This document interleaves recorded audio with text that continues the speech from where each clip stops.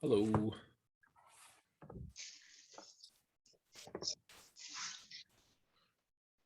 Hi, Greg, Hey, Andy. Steve.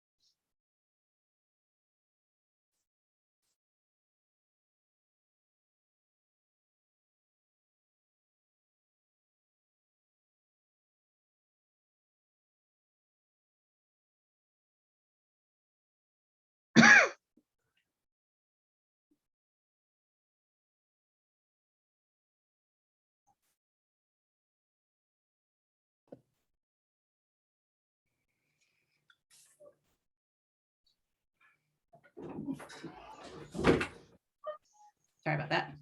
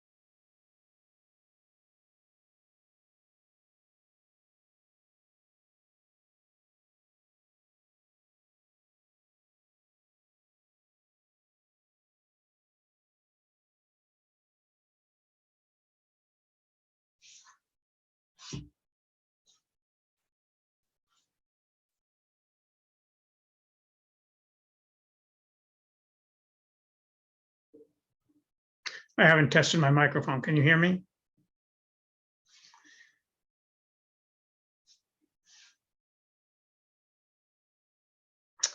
All right, we do have a quorum of the Maynard Select Board here. We're waiting on Jeff, but I'll do the script to open the meeting at 7 o'clock. As a preliminary matter, this is David Gavin, Chair of the Maynard Board of Selectmen. Permit me to confirm that all members and persons from the board are present and can hear me. And I'll also go to town staff that I know will be speaking. So we'll start with Armand, Yes. Justine, Yes. Chris, Yes. and I see Jeff is just logging in now, so I will. Jeff, can you hear us? Okay. Good evening. Good evening. And staff, Becky, can you hear me? Okay. Angie, Yep, Greg, Yes. and Joanna, I don't know if you have anything on the agenda tonight. Megan, I see you are here. Chris, I see you are here. I think the chief was going to show up if he could as well. So anyway, good evening. This open meeting of the Select Board is being conducted via Zoom. Everybody on the agenda will be participating remotely, and we will allow for the public to provide comment as well. The board would like to hear public comments, and if there is further action that is required by the board, I'll ask that the matter as appropriate be added to a forthcoming agenda. Depending on the comment made by the public, the board may, if we're able, within the confines of the open meeting law, respond with information as opposed to needing to deliberate on a matter. Please note that this is a Zoom meeting, and it's being provided as a courtesy to the public, and the meeting nor the hearing will be suspended. It will not be suspended or terminated if technological problems interrupt the virtual broadcast unless it's otherwise required by law. The agenda posted on the town's website identifies how the public may join us. Please note that this meeting is being recorded and that everybody is participating, as I mentioned, via Zoom.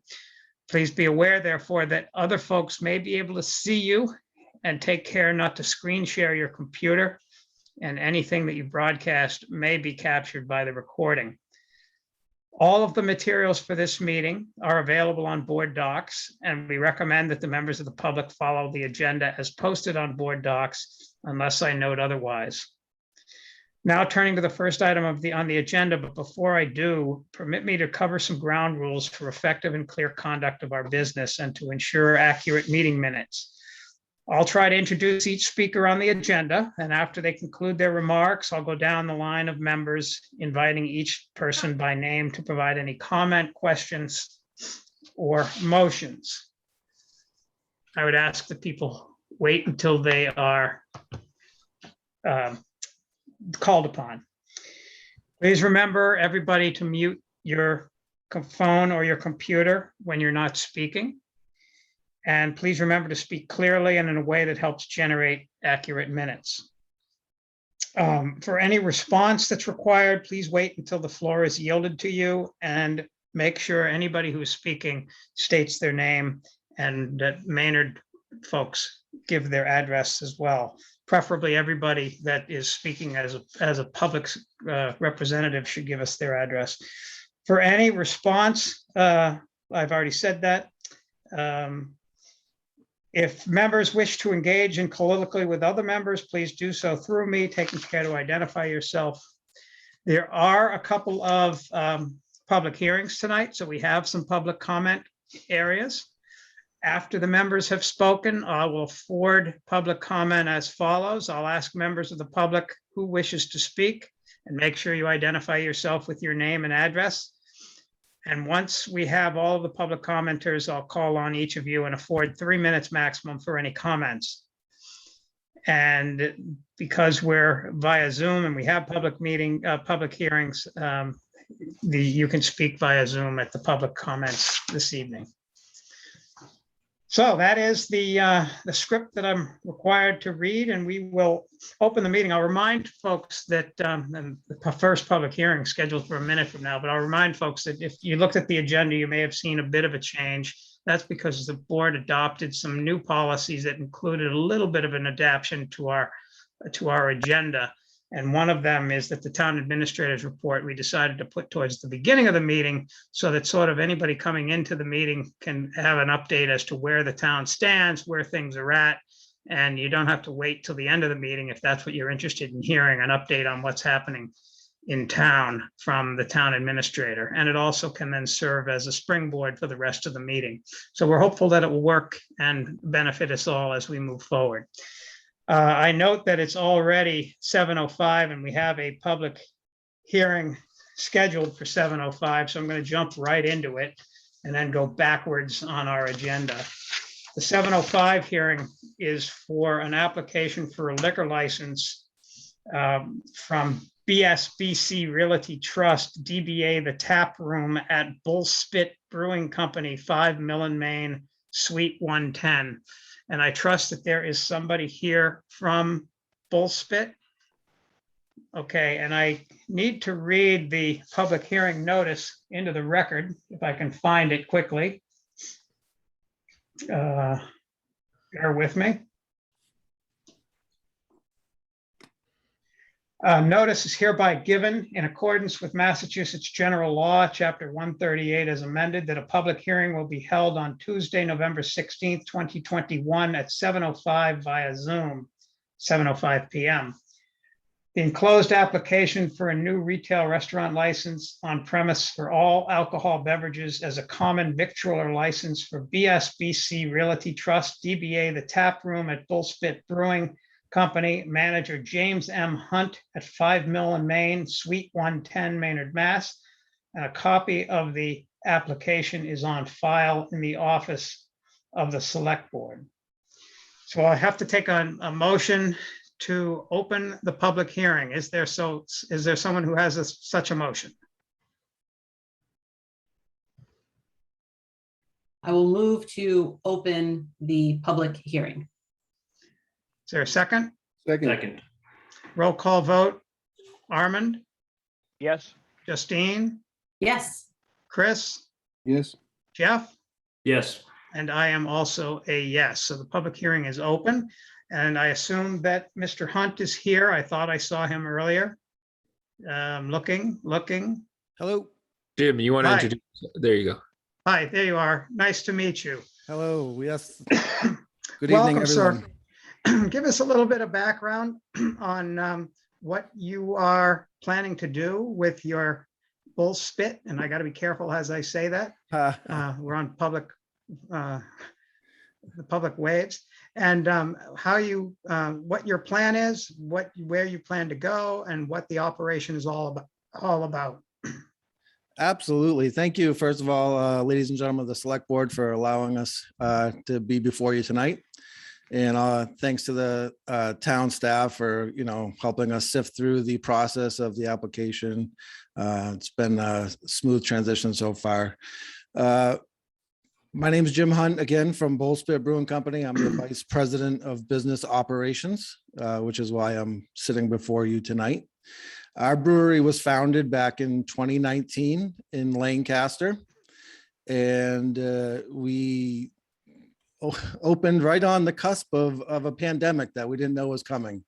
Our initial business model was to create a destination experience for people to come to us, and we quickly had to adjust our plan and figure out the world of distribution. And during the pandemic, the world of distribution was very good for many breweries, which led us into a series of expansions, one of them which is taking place out in Winchendon, Mass. And then this was our other identified area out in Maynard at the Mill Complex, the former Battle Road Brewing Company. We were attracted to the site. We had one of our real estate agents that brought us there. We loved the space, the indoor space it provided.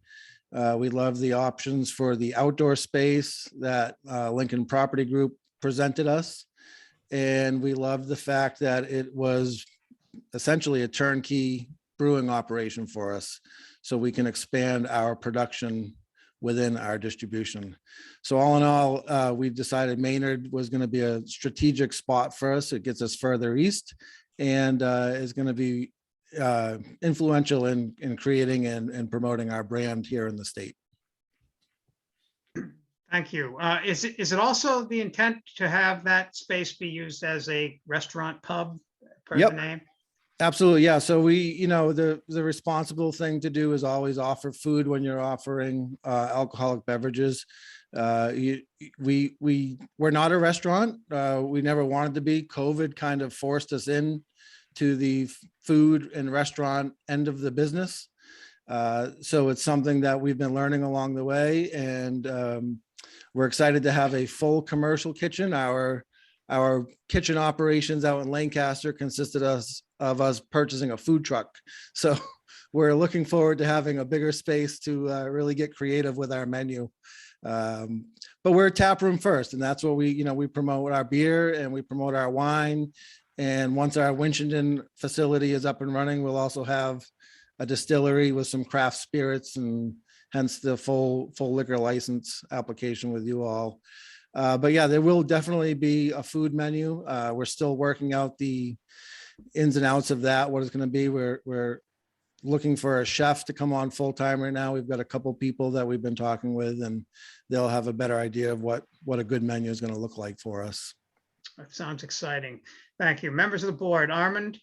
Well, I just have to say that I experienced your place out last year because we didn't know where to go for when we traveled out to Lancaster, and we enjoyed your picnic tables, and then there was music, and you have a very nice, it was a very nice experience for us. So welcome to town.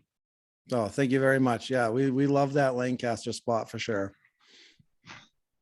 Justine, any questions or comments? My question is just, when do you see the operation up and running? You said that you mentioned it's kind of a turnkey type thing, but obviously there are multiple things that have to happen ahead of time. So just curious. Yeah, so this was step one tonight, and then, we'll go to the ABCC, and hopefully, our paperwork doesn't sit on their desk for too long. And we're really hoping for maybe a middle January, early February launch and opening, as long as the ABCC is moving things along. Okay, great. Thank you. Chris? No, my questions were all answered by Mr. Hunt. Thank you. And Jeff? No, my questions were answered as well. It'll be nice to have that spot filled again. So welcome. Thank you. Thank you. Any members, this is a public hearing, so any members of the public who wish to speak or be heard on this topic, now is your opportunity to say something. And, if you want to electronically raise your hand, that's fine. If you want to just speak up, that's fine too, because I don't think I can see everybody at one time. I'm waiting and I don't see anybody and I don't hear anybody. So I'm going to assume that the public has no comments. And that's good. So now I guess I will see if the board wishes to entertain a motion. Sure. Motion to approve the application for on-premise restaurant, all alcoholic beverages for BSBC Realty Trust doing business as the Tap Room at Bull Spit Brewing Company, 5 Millen, Maine, Suite 110, Maynard, Mass, with manager on record of James M. Hunt, and authorizing the use of digital signatures if approved. Second. Any further discussion? Roll call vote. Armand, Yes. Justine, Yes, Chris, Yes. Jeff, Yes. and I am a yes as well. Congratulations, Mr. Hunt. Good luck. Good And luck. We look forward to Yes, seeing you. we're excited to have you in town. Wonderful. Thank you very much, everybody. We're excited to be in town, and we can't wait to be open and see everybody. Is there a motion to close this public hearing? I'll move to close the public hearing at 7:14 PM. Second. Any further discussion? Armand, Yes. Justine, Yes, Chris, Yes. Jeff, Yes. and I am also a yes. Thank you. Our next public hearing is scheduled for 7:20, so we have 6 minutes, and I don't want to push anything along. So why don't we do some quick hits? And namely, let's go to item number 3, the acceptance of minutes we have 2 sets of minutes, one from October 26th and one from November 2nd. And I'll entertain a motion on one or the other or both. I'll move to accept and approve joint meeting minutes of October 26, 2021 as shown. Authorize use of digital signature if approved. second, Second. Any further discussion or comments? Armand, Yes. Justine, yes, Chris, Yes.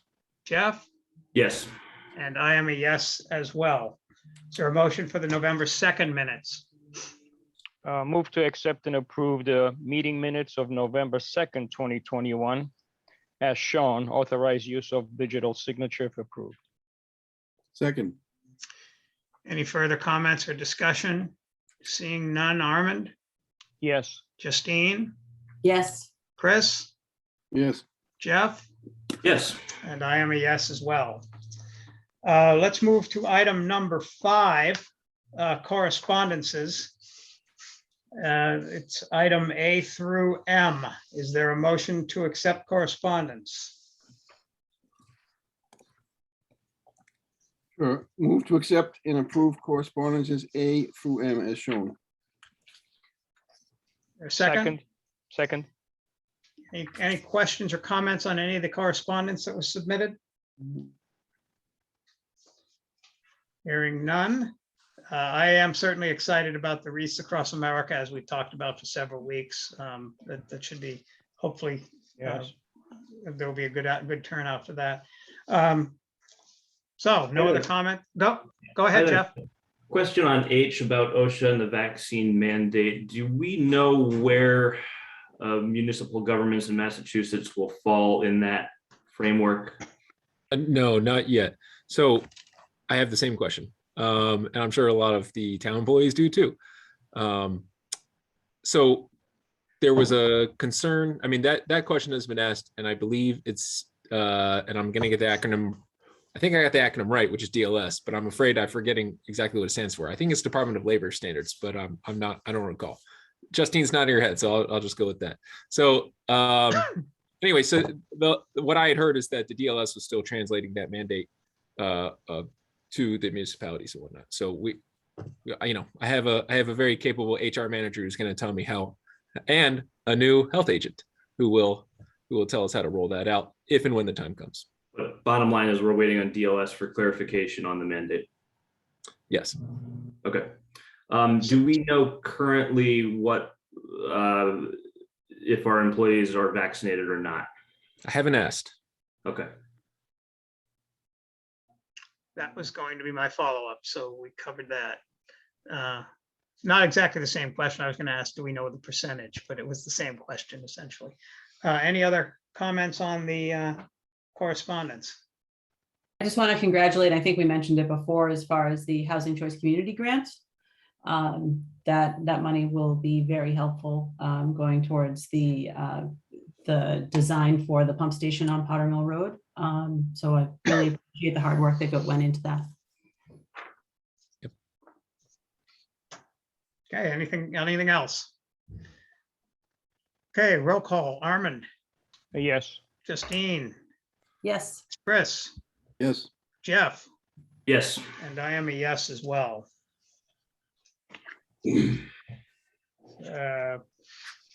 Let's quickly do, unless somebody thinks there might be a question on any of them, the consent agenda, which includes the license renewal. Actually, it's a list of license renewals. Do they have to be done individually? No. No, okay, so list of license renewals, the extension of the license agreement with Elk Repeal, cemetery deed number 2084, and the use of Memorial Park for the menorah lighting on December 1, 2021. Are there any questions on that? If so, we can hold it and wait until after the hearing, or if you want to move forward, so be it. Hearing no questions. Is there a motion to accept the consent agenda? I'll move to. Go ahead. I'll go. Go ahead, Jeff. I'll move to approve the consent agenda items A through D as presented and authorize the use of digital signatures if approved. Second. Any further discussion? Armand, Yes. Justine, Yes. Chris, Yes. Jeff, Yes. and I am a yes as well. So now we are at 7:20, and we've got to go to the scheduled public hearing at 7:20 for our annual tax classification hearing. And let me get to that item on the agenda. As required by Massachusetts General Law, Chapter 40, Section 56, the Maynard Select Board will hold their annual fiscal year 2022 tax classification hearing on Tuesday, November 16th, 2021 at 7:20 p.m. Via Zoom. The purpose of the hearing is to determine the percentages of the local tax levy to be borne by each class of real property, and the public is welcome to attend. And so is there a motion to open the public hearing, the tax classification hearing? I move to open the tax classification hearing for 2022. Second. Motion's been made and seconded. Any discussion, Armand? No, I mean, I had the opportunity to. No, sit no, down. we're No voting to discussion. go. No No, discussion. Are you voting yes to go into the Yes, public yes, hearing? yes, yes, Yeah. let's go. Justine, Yes. Chris, Yes. Jeff, Yes. and I am a yes as well. So what I'd like to do now is to turn the meeting over basically to Angie, our town assessor, who will go through the the development of the plan that the assessors have voted upon and the recommendations that the assessors have voted upon and the considerations for the other two items that we need to consider this evening as well. So I will turn it over to Angie Marama, our chief assessor. Thank you, Dave. Hello, everyone. This time of year is always difficult for everyone, especially for me. Just a little shout out to my friend Cheryl. Yeah. Thinking of her today. So the board and myself have met, and as stated in the packet that I have sent out to everyone, we're going to be taking 3 votes tonight.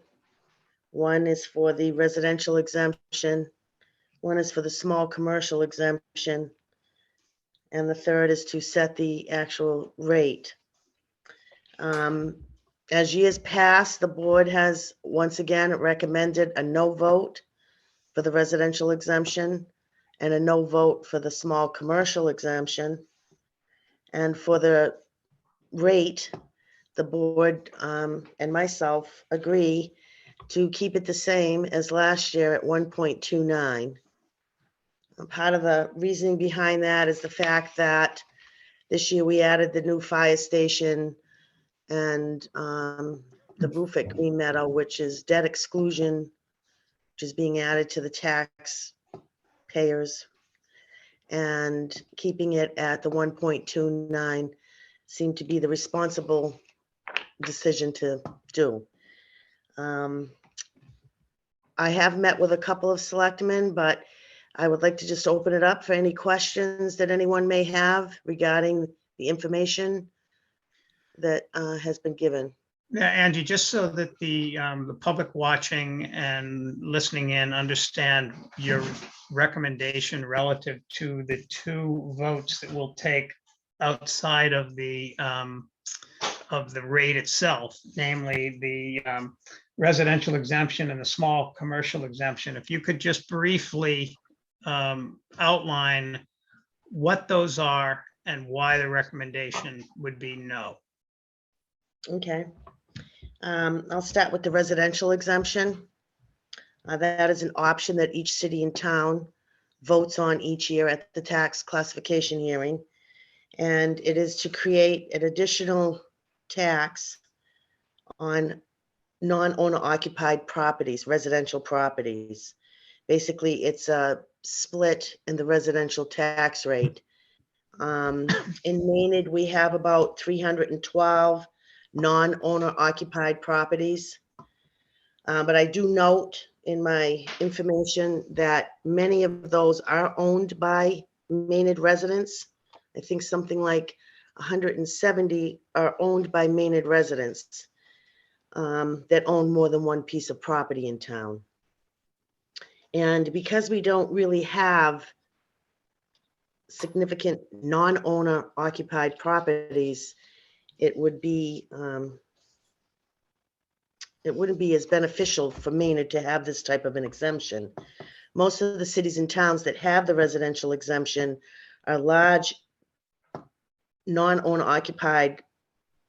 They have a large number of non-owner occupied multifamilies, or they're seasonal, which Maynard doesn't really fall into either one of those categories. The small commercial exemption is meant to help businesses, small businesses, but the way the law is written, it goes to the property owner. It doesn't go to the actual business. We don't have any. So if a property owner that is a commercial property owner qualifies for the exemption, there's nothing in the law that says they have to give it to the small business that's renting from them. And so a lot of cities and towns don't adopt this because of that reason. It doesn't really help small business. It's to help the people that own the commercial buildings. So we don't recommend that split either. And then the rate is because of the added debt exclusion that we added this year, which last year our average increase, when I say average, I mean average single family tax bill, it was less than $100. And this year it's going to be a little more, closer to 300. And that's because we're adding the fire station. And so we felt that keeping the rate the same would be the best outcome for taxpayers. And the roof on the Green Meadow. Yes, thank you. Angie, All I right. have one question. Yeah, go right ahead. One question. How does the split tax rate work for a parcel that is mixed use? So if you have something that's commercial with residential on top, does it default to the higher rate, or is there some in between rate depending on the proportion allocated to each function? A mixed use property is just that. It's the percentage of residential pays the residential rate, and the percentage of commercial pays the commercial rate. Okay, And that's determined by the valuation. So you take the total square footage and you determine what portion of that is residential, and they pay the residential rate, and what portion is commercial, they pay the commercial rate. great. Thank you. Great question. Any other questions or comments from the board members relative to any of the three items on the table, really, with the small business exemption, the residential exemption, and the tax rate itself? No, my questions were answered when I sat down with Angie for a couple hours, and I think all my questions and concerns were very much explained to me, and I'm very satisfied with what she's presenting tonight. Justine, do you have any comments or questions? It's the same thing. Poor Angie, I think that, I think I sat down with her for a good couple hours also. So I appreciate her. I'm trying to find one thing I wanted to point out, but I see, I come back to me. So let me find this part. Chris? No, I'm satisfied with the work of the Angie and the assessors. I'm good. Jeff, any other comments or questions? No, thank you. Okay, I'll go out to the public, Justine, before we come back to you. That's Any fine. members of the public? I see Alex. Name and home address, please. Hi, Alex there, 14 Chandler Street. Go right ahead, Alex. I just have a question for the assessor. Since Market Basket and Emerson Medical, along with Camellia Gardens, opened in fall of 2020, it's my understanding that their personal property tax for the equipment used in the generation of their business should be included in this valuation. Is it? Yes. We go by fiscal year with personal property tax. So for fiscal 2022, which is what this recap and tax rate setting is for, covers fiscal year 2021. Our cutoff is June 30th. So whatever was there as of June 30th is being assessed for fiscal 2022. And so Angie, to that point, do you physically go into the store and look around to see what's in there that is taxable, or how does that number get derived? Well, for new businesses, we do go out. I have Patriot Properties that helps me. So between them and myself, with a new business, we do go out. If there's a questionable business on actually what they have, if we're questioning that, we'll go out and visit them. But most of all the other businesses that have been in town for quite some time that aren't new, we go by a form of list that's required by the Department of Local Services to fill out. Every business should fill it out and send it back to us. We have about 350 that we do. And we use the form of list as well. Thank you. So for just to going back to your point that it's tabulated based on June 30th. So for example, the new gym that just opened up, any of the equipment that is located in that gym presumably would be noticed as personal tax, new growth per se, on next year's tally. Is that accurate? Correct. Okay, and then how does that show up? Does it show up as part of new growth each year? Or does it show up as a line item specifically for you for personal property tax? Both. So next year, so in March, well, in February, we send out the form of list. They'll get a form of list. They should fill it out, send it back to us. Some businesses don't, and I try to keep a record. I get the paper. We get a list of DBAs from the town clerk's office. And we try to have our list of new businesses. We will go out to that business, and if they send in a form of list, we take that with us and we determine what they have for assets for that business. A lot of cities and towns just go to January 1st, but Maynard voted in many years ago to go up to June 30th of each fiscal year for new growth. So they'll get assessed and taxed for personal property for fiscal 23, and we will be able to count that as new growth for 23. So to that point that you just made, would it be beneficial at all for Maynard to consider switching back to a January date? Is there any No. fiscal benefit to that? No? No. Okay. All right, Leslie Bryant, name and home address, please. Hi, Leslie Bryant, 27 O'More Ave. I'm just wondering how home businesses are assessed. Like if somebody has a hairdressing salon or somebody's has a counseling service that they're doing out of their home, how is that assessed differently from just a regular residential assessment? The business that they would have, most likely they would file a DBA with the town clerk's office. They would get a form of list from the assessor's office, and they would list out all their assets that they have for their business. And they would get a personal property tax bill for the assets of their business. Okay. We do have an exemption for personal property that was voted in a few years back, so that if the value of the home businesses, which many of them do fall under, is under $2,000, they still have to fill out a form of list. I still have to track them, but they don't receive a bill. So even if you're not getting a bill, you're still required to fill out that form of list and get it back to us so that we can assess you accurately for the assets of your business. Okay, thank you. And the only items on those home businesses that would be taxable are the items that are used in the business that are basically tangible items. Is that accurate? Correct. Yeah, okay. Yes. Alex, I see your hand still up, or is that just because it hasn't been lowered? Well, as long as you asked.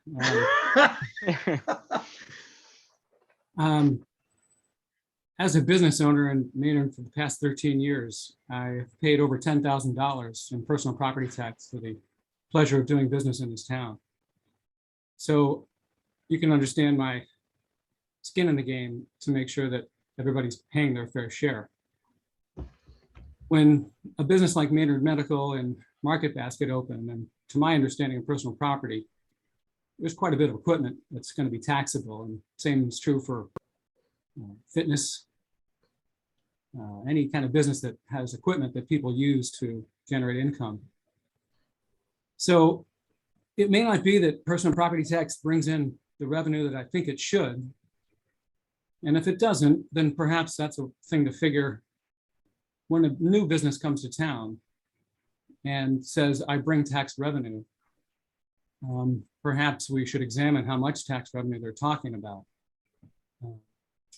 I hope I'm right in the sense that the personal property tax list that I received of May 2021 has only 2 businesses from the Clock Tower Place or Mill in Maine listed on that list of people who have addressed paying personal property tax. When McDonald's in 2020 paid $436 in personal property tax, and Wendy's down the street paid $4,000 in personal property tax, that's a question I posed to the assessor and our town administrator in July. And I was simply told that I should not worry about it, that the explanation the assessor gave to the town administrator was suffice. And I shouldn't want to hear the details or why that amount is different. So this is the beginning of a conversation that personal property tax is the only way that businesses bring revenue to this town.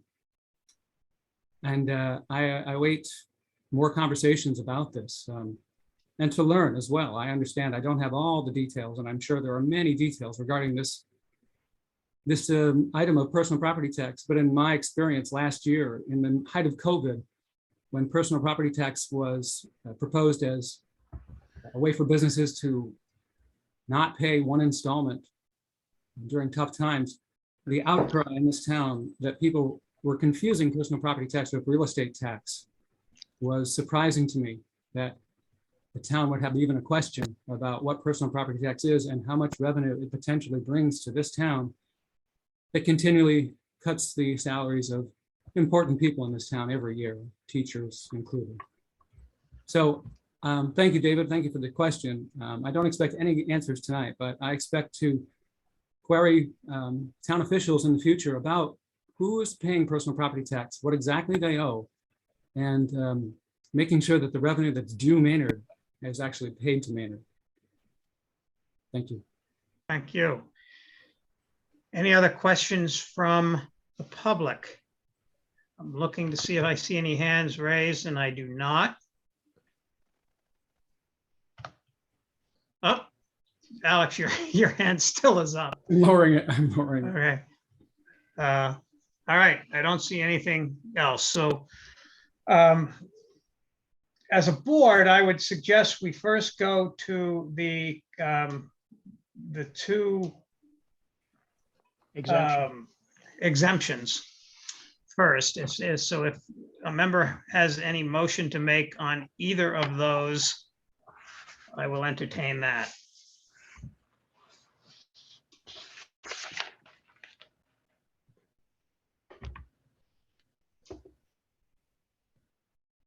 Sorry, I'm trying to find the actual motion. I'll move to approve the commercial industrial property CIP and residential tax rates with a percent shift of 1.29. Well, that's the motion on the rate itself. We can vote on that if everybody's ready to. I'm sorry, I wasn't right in order from what I had in board docs. Is that what you were asking for, David? No, I was initially just looking for a vote on the Residential and small commercial exemptions. yeah. I can withdraw. I'll withdraw that No. motion, and Okay. I'll make a motion to vote. I'm sorry, where am I? Hold on. Sorry, I'll make a motion to vote no to the residential exemption. There we go. Got it. Second. Any further discussion from the board? Armand, Yes.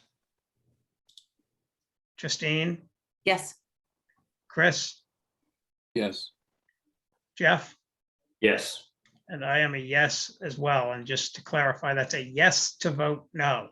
Yes. And Yes. I will now move to vote no to the small commercial exemption.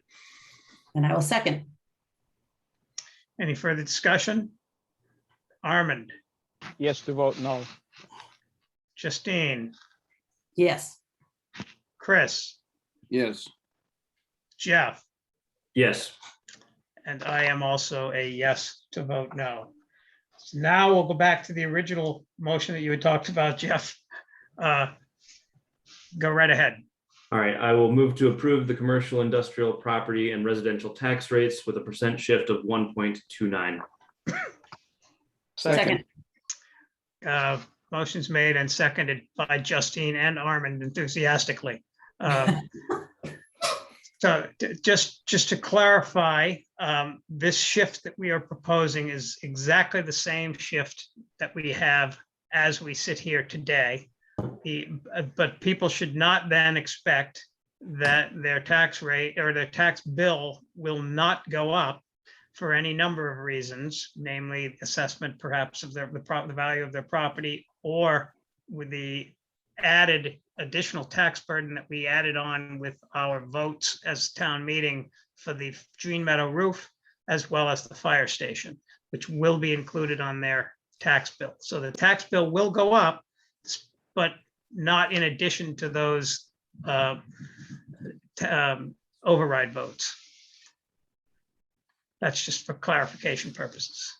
David, can I did find the other thing that I was looking for. Yes, on my on end. this topic, I assume. Yes, it is. And, Yes. and it's just more of a point of clarification for the public is obviously this is a hard decision for us to make. We don't make it lightly. However, when you look at, so on the packet that was provided to us on page 14, it has the history of total amount to be raised. And as we've been speaking tonight, it includes the fire station, the debt that we've incurred so far, or that we will be incurring for the fire station, the debt for the roof, and in addition to the general operating budget of our town, schools, town, everything else rolled into that. Between 21 and 22, the estimated local receipts went up about 2.7%. The entire amount to be raised between 21 and 22 went up 5.13%. So if the receipts and the other additional revenue that is not tax revenue doesn't increase, then it has to come from the tax levy. It has to come from the residents. And, it's one of those, we've talked for several years regarding the budget, and we've had some very generous donations recently, or hopefully earmarks from Senator Eldridge and Representative Hogan to help with different things. But the bottom line is a lot of the state money is also pretty stagnant when it comes to helping contribute to our budget. So, that's part of the reason, our amount to be raised is going up, and it's not for lack of trying, but the only place to get it from is from the residents. And so that's, and the commercial business owners. But when we have pretty much 90% residential and 10% business, it's going to kind of fall on us. And so I just wanted people who are listening to understand that. Justine, I think you raised some very good points, but I want to highlight that it's the stagnant state funding means that we end up having to take more of the bill from property taxes. And there are considerations for raising revenue at the state level, including the fair share amendment. And that might seem independent from municipal finance, but if the state is in a better position to use revenue sources such as that, which I believe is a tax on millionaires, then that could be used to offset the amount we have to pull from property taxes, which is much more regressive and much more burdensome to those of us who do not pull in $1 million a year, frankly. So I just wanted to add that to your comments. The second thing, I think you raised some good points, and I think they are very well in line with what I'm trying to do with some of the data in the budget subcommittee meeting, or at least the output of that, and to find ways to take what you just said and display it graphically in a way that's visually can be, put into the town report or other mediums. And so I would love to hear your input on how we can take what you just said and get that message out to a broader audience than just those who are listening tonight. Great, thank you. And I would, with Jeff's comment on the state legislation, I would echo that, yes, that the state, certainly we should encourage the state to look for ways to tax those that can afford to be taxed more than those of us who can't. But then it becomes equity and distribution, and whether or not it, and I don't use this in the economic sense, but whether or not it trickles down to Maynard. because oftentimes those programs go through, and then the much bigger communities see a much bigger benefit of it, even though it's good for all of us because it helps, it helps everybody as a community, as a commonwealth. But I'm specifically worried about Maynard and how it would impact Maynard. So I'm all with you if we can assure that Maynard gets benefit from it. If you follow my comment. Yeah, I follow your comment. So we have the motion on the table for the shift to be the 1.29. And any further comments from the board? Hearing none. Justine, Yes, Armand, Yes, Chris, Yes, Jeff, Yes, and I am a yes as well. And I will take a motion to close the public hearing. we'll move to close the public hearing at 7:47 PM. second. I just would like to thank everyone. And just Wait, make let him one vote. last. Let him vote. Let him vote. Just let him finish. We'll Did vote they to vote? close. We'll vote to close the hearing. Yeah, We vote already to voted. close. We already Okay. voted on the shift, but Okay. let's vote to close the hearing, and then I will give you a minute. Okay, thank So you. Armand, yes, Justine, Yes, Chris, yes. Jeff, Yes, and I am a yes as well. Go right ahead, Angie. I just would like to end on a bright note. I think that COVID has affected a lot of people in going out and socializing and all of that. And we have some nice businesses that are opening downtown and at Digital Way.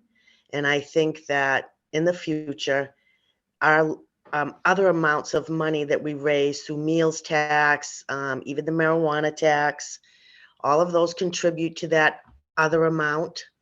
And I think that hopefully we will see an increase in that, and that will help out the taxpayers. And I think that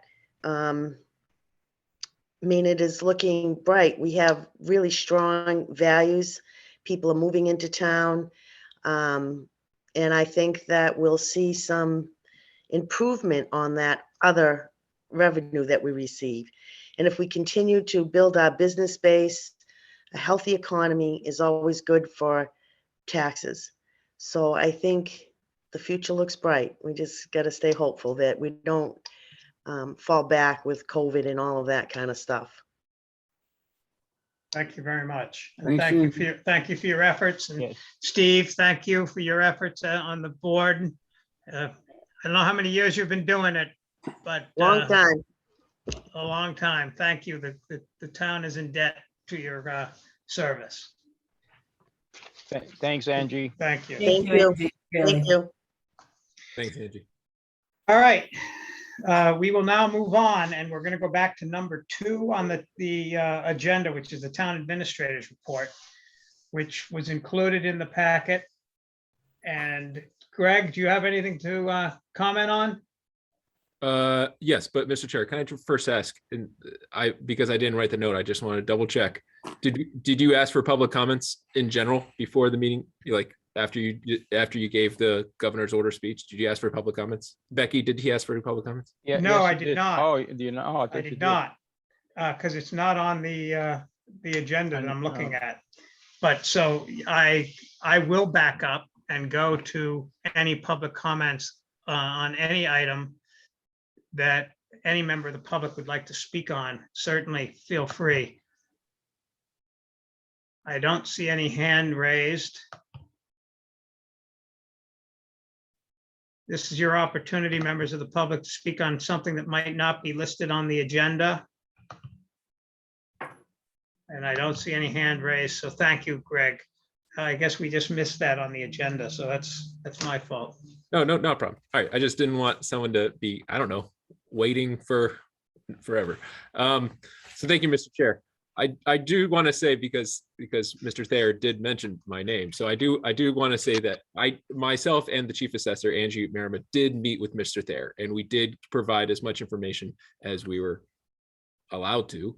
And we did ask if there was any other questions to please let us know. And I would be happy to meet with Mr. Thayer, as I'm sure Angie would be too, to meet with him however many times he would like to get as much information as he possibly can. Always happy to meet. It is, I don't think I've ever told anyone, don't worry about it. So please, and if there's any questions from the public, even though the board already voted, I highly encourage the public, please reach out to me or Angie or anyone on the Board of Assessors. Ask as many questions as possible. That being said, I do want to introduce John Robertson, and he's our new public health agent, if he's still on. Hi, John. Still Yeah, he there. is. Thank you. Hi, John. Hey. Welcome. Patiently Thank you. waiting. Thanks very much. So this is I'm very John. happy to be here, Maynard. And thank you, John. So John joins us from Foxborough. Yes. Yep. And he's on like week 2. And he's downstairs in town hall in the Office of Municipal Services. And he reports to Megan Zamuto, the Assistant Town Administrator and Director of Municipal Services. And I don't think he's had have you had your first Board of Health meeting yet, John? I have not. I sent the agenda up today for the first meeting for me. Excellent. Great. And he's already getting in the weeds because here we are in the thick of COVID still.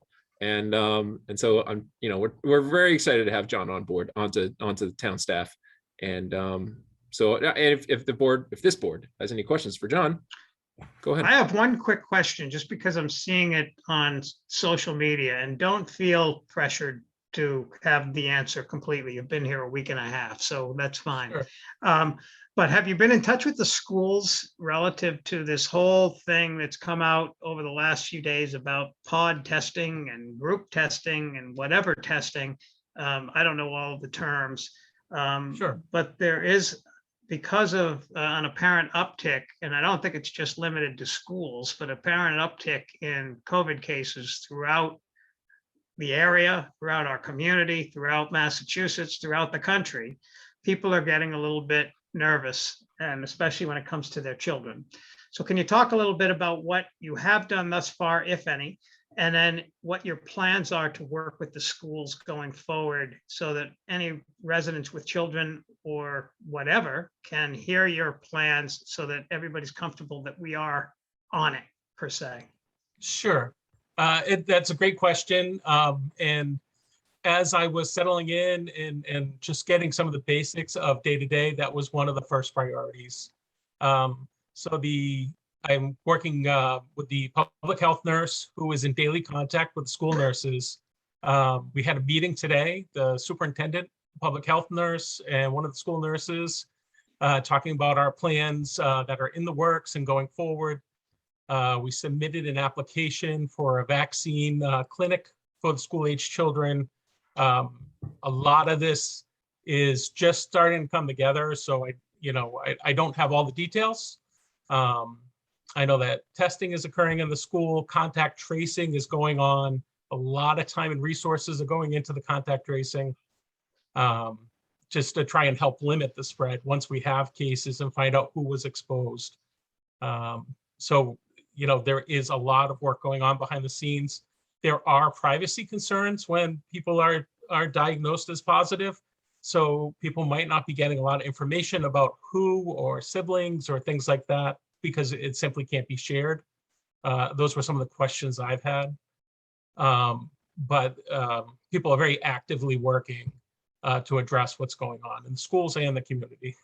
Yeah, and I think that's important, especially in our forum here, that the residents know that that we are working on it and that we are diligently working with schools as well, and that neither the schools nor the town are sort of letting this pass by, thinking it's going to go away without our activity on it. So we are working on it, which is good, and welcome to town. And I think that you'll probably meet a lot of people really quickly because of what, the environment that we're in. So I wish you luck. Thank you so much. Any questions from the board for John while we have the opportunity? I just want to say welcome. Same Thank you. here. Welcome. Yeah, welcome. Welcome aboard. Thank you. Thank you so much. Thank you. Oh, Greg, anything else on your report? John, were you about to say one last thing? Yeah, Sorry. Yeah, sure. While I'm here, if I could just share, kind of a quick PSA, because to your point, there is spread out there. COVID is in the community, not just in Maynard, but across the state and the country. And so, people are probably sick of hearing this, but some of it is just common sense. And with the cases going up, just a good point in time to maybe remind people to use masks, to continue to socially distance, wash their hands, and as much as possible have their activities and their get-togethers outdoors. So I just wanted to send that reminder out while I was here tonight. Thank you. Thanks, Sean. Thank you.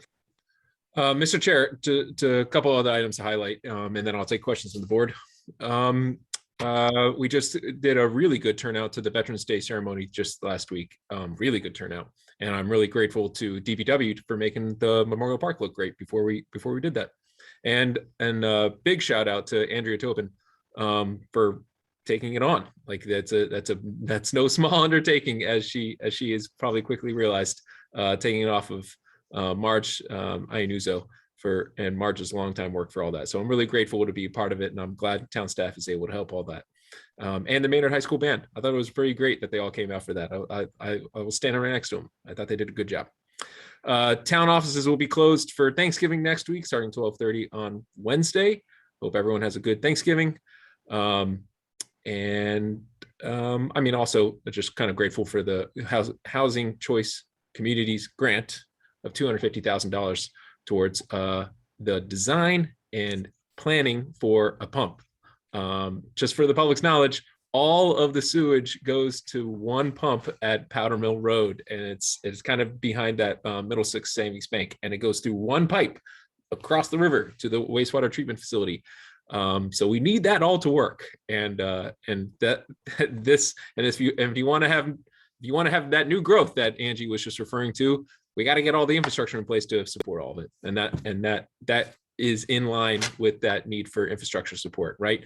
You got to have infrastructure so you get growth, and you need growth to get infrastructure. It's just how it all works. All right, just want to highlight a couple things, Mr. Chair, if you have any questions, or anyone from the board. Oh, thank you. Anyone on the board with any questions or comments? I don't see anybody. I did want to just briefly, Angie touched upon it, and it was also in your report. It's hard to believe that a year has gone by since we lost Cheryl. That's right.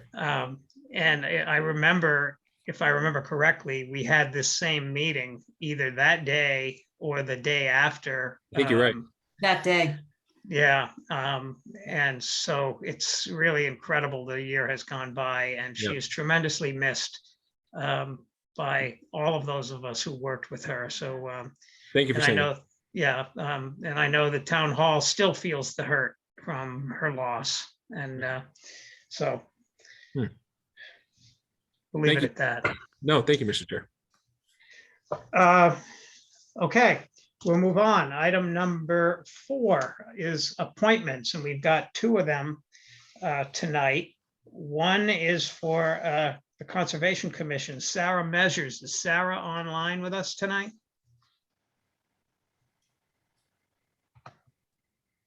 Sarah, are you here?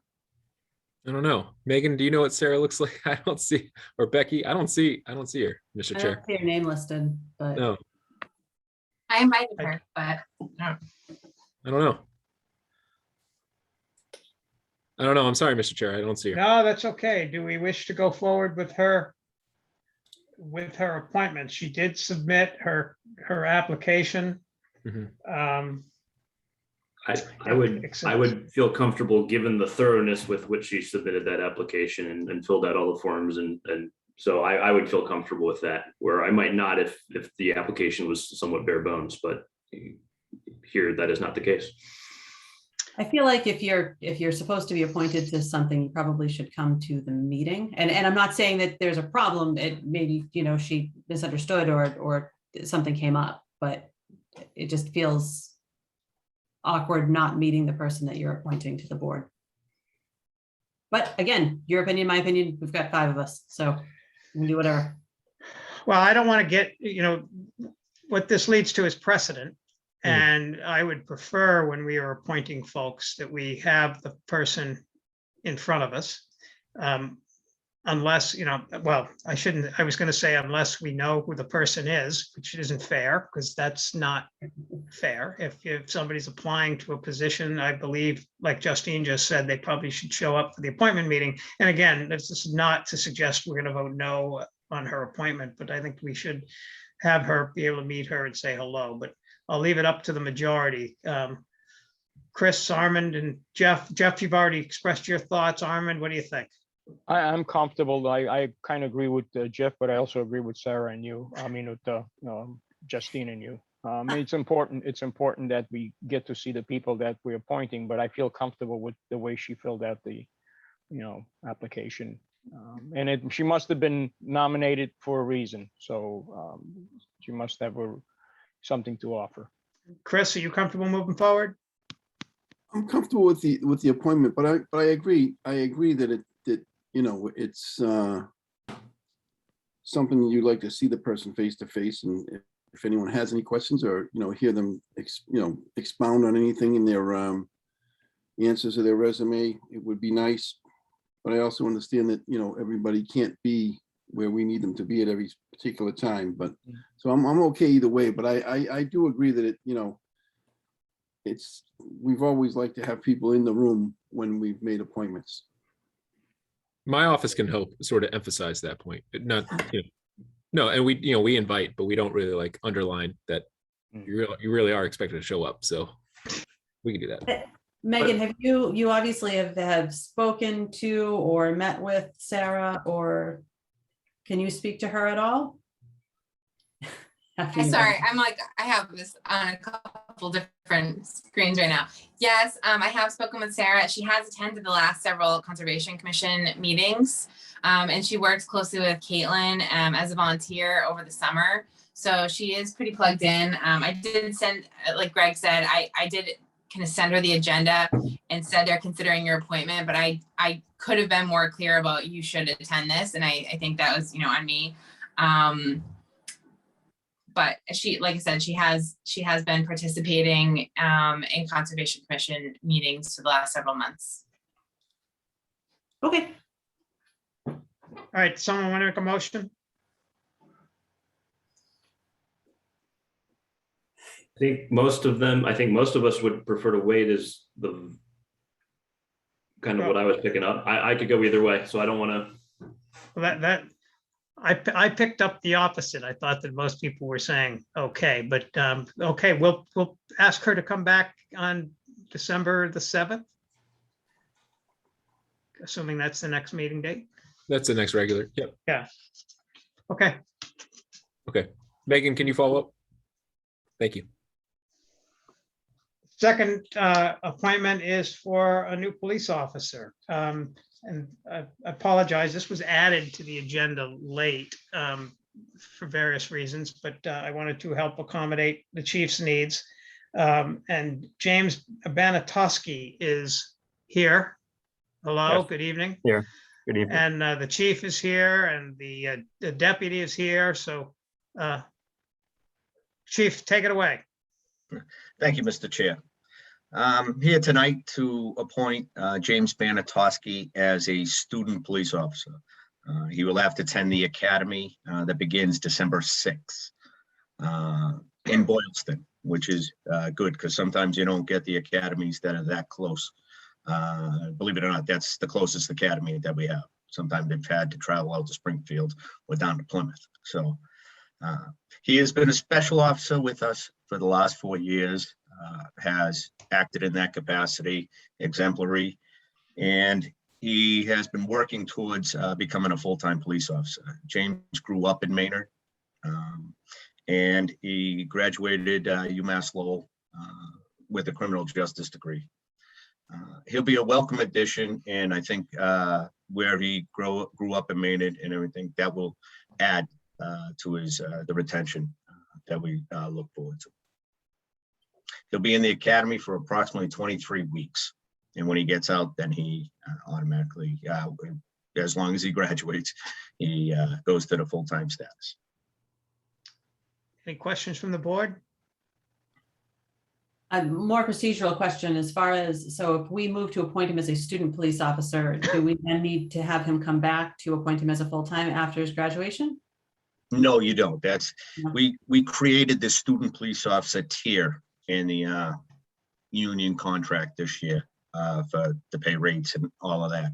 So he would automatically then progress to the next tier once he graduates the academy. Okay. So we're essentially hiring him as a full-time police officer contingent on graduation. Correct, yes. All right, great. Thank you. And through this, are we paying the fees for attendance at the academy? Yes, we pay the fees for the academy, and he gets an academy rate, which is below what he will get when he becomes the full-time police officer. Was there an interview process for this, or was this a separate process that you followed? No, he went through the entire interview process with several other candidates. I believe there were 28. We have another candidate also, but they have to pass the PAT for the academy. So yes, this started back in June. It's a long process, hiring somebody and then putting them into the academy, because there's a lot of hoops that you have to jump through. There's 2 PATs. Now with the new police reform, you have to go through a rigid background check that we always had to do, but now it's even more thorough that we have to go through. And then they also have, now you have to take the Cooper standards test prior to getting into the academy rather than once you were in. Any other questions from the board? Hearing none, is there a motion? We'll move to appoint James Banitowski as a student police officer with an indefinite term, authorizing the use of digital signatures if approved. Second. Any further discussion? All in favor, Armand, Yes. Justine, Yes. Chris, Yes. Jeff, Yes. and I am a yes as well. Congratulations, James. Good luck. And good luck. Thank you Look, very see much. you- I See you appreciate it. around in 6 months. Thank you, Good Mr. luck. Chair, for adding this to the agenda too. No problem at all. Thank you, Chief. Thank you. Welcome. Okay, we will now move on to item number 8 on the agenda, which is the outdoor dining, the conclusion of the calendar on December 1st, 2021. Greg, comments? Or Megan? I was gonna whoever. say, Megan does a great job of kind of keeping a grasp over the outdoor dining program. So I'm just gonna bounce it to her. Thank you. So this came up at a previous meeting that, we should probably look at the weather implications and consider the parking ban with the outdoor dining extension of premises program for the 2021 season. So I did speak with several of the businesses that participated in the program, and also in conjunction with Justin DeMarco, DPW director, we're recommending to conclude the program for the extension of premises program for municipal property on December 1st. And the reason for that is we will have to take in the town's equipment, the barriers that we have, the orange barriers, those are actually filled with water. So if those freeze, it complicates matters. We also want to make sure that the street is clear if there's a snow or ice weather event. Several of the participants have begun to remove their equipment outdoors, but there are still some out there, which is fine right now. But the recommendation is to, if it's on municipal property, to ask them to ask the select board to consider ending the license program on December 1st. Thank you for the summary. Any comments from the board? If not, I'll entertain a motion. Just one question. Did we notify the businesses listed here that we would be discussing this evening? Yes. We did. Okay, just making sure. All right. So I move to conclude the 2021 temporary extension of premises program for a license located on municipal property on December 1st, 2021. Second. Any further comment? Justine, Yes. Chris, Yes. Jeff, Yes. Armand? Yes. And I am a yes as well. All right, the next item is number 10, proposed marijuana delivery operator, UPA Inc. at 2 Powder Mill Road. As the board knows, we've had UPA Inc. in now. This is the 4th time that they have appeared or we've had their issues in front of us. And I will, I don't think we're expecting any type of a presentation from UPA this evening. I think it's really just a conversation among the board as to whether or not to allow and instruct the town administrator to enter into negotiations for a potential HCA for UPA Inc., which would be located at 2 Powder Mill Drive, 2 Powder Mill Road in Maynard. So I will open up the conversation to whoever on the board wants to speak. I'll start. First, I just want to acknowledge that the frustrations that we've been seeing on this issue from almost all parties involved, I think really is partially the result of the process we have in place. And I just want to repeat my request that after this vote, the select board should have an agenda item on improving the HCA process. And that should include an agreement on what we want to see from an applicant and how we want to handle the challenge that the primary body really responsible for planning, the planning board, has a checkpoint in this process that comes after the select board. And I think no other process really kind of requires us to make major planning decisions without the benefit of that input. So I just want to acknowledge that some of these frustrations are process driven. Second, I think some of the language directed towards the EDC's role in the process as it stands now at our last meeting came across as a bit dismissive. And I want to be clear that even if we view the EDC vote as non-binding, that does not mean the EDC's input isn't valuable. I've seen the detail and the time that they go into in making those deliberations. They're not easy conversations. That group has tackled them really head on, and they've worked through this issue with, frankly, more respect than I saw from our own body at our own last meeting. So I have deep respect for the time they put in.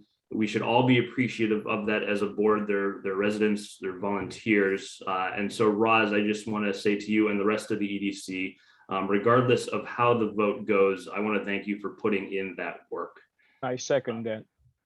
Next, Mr. Chair, I think it was incredibly inappropriate of you to raise your voice at the applicant at our last meeting, especially about taking actions that the select board specifically had requested. And that's all I'm going to say about that.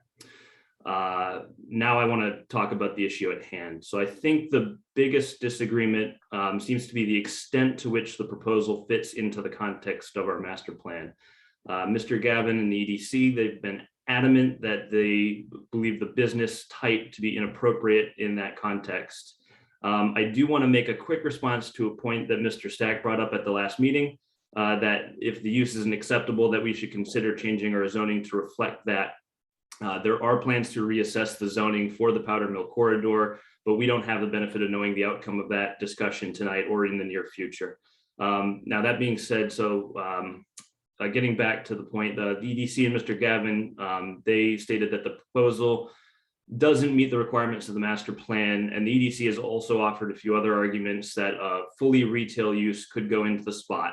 And while I do respect that analysis, I do think there are a few other considerations that need to be factored in more heavily. First, there's the mixed use nature of the proposal. So there is the inclusion of retail at the street front, and mixed use is a valid option for our planning decisions under the master plan. And if one part of the building, if the business that does not support retail can be used, if that is making it financially viable to support retail in the street facing part of the building, I think that would clearly be better than an empty blighted building.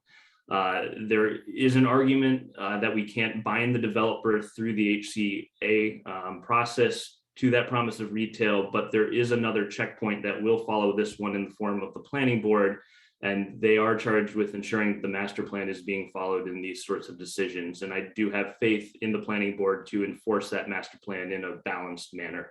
And I know that is taking on, some trust in the planning board, and I have that trust for this decision.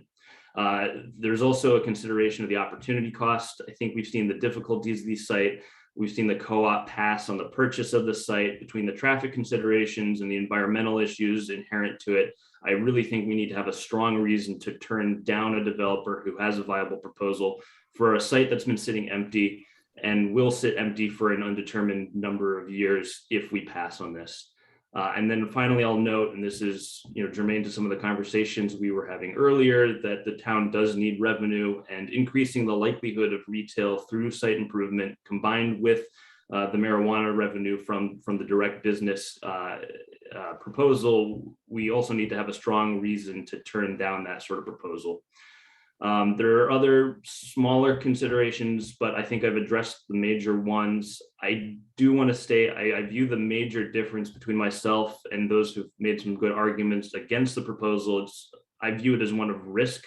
I think there is a chance if we pass on the proposal, another proposal that is closer to the master plan goals could come along soon, but I just don't see enough evidence that that would happen in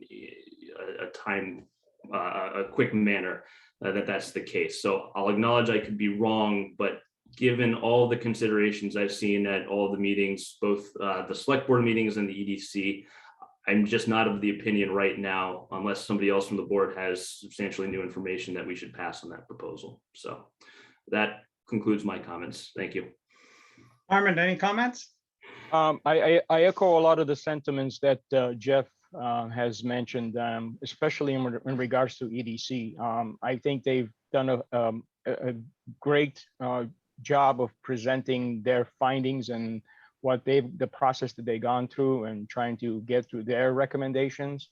And I think we owe Roz and the committee, gratitude for doing that.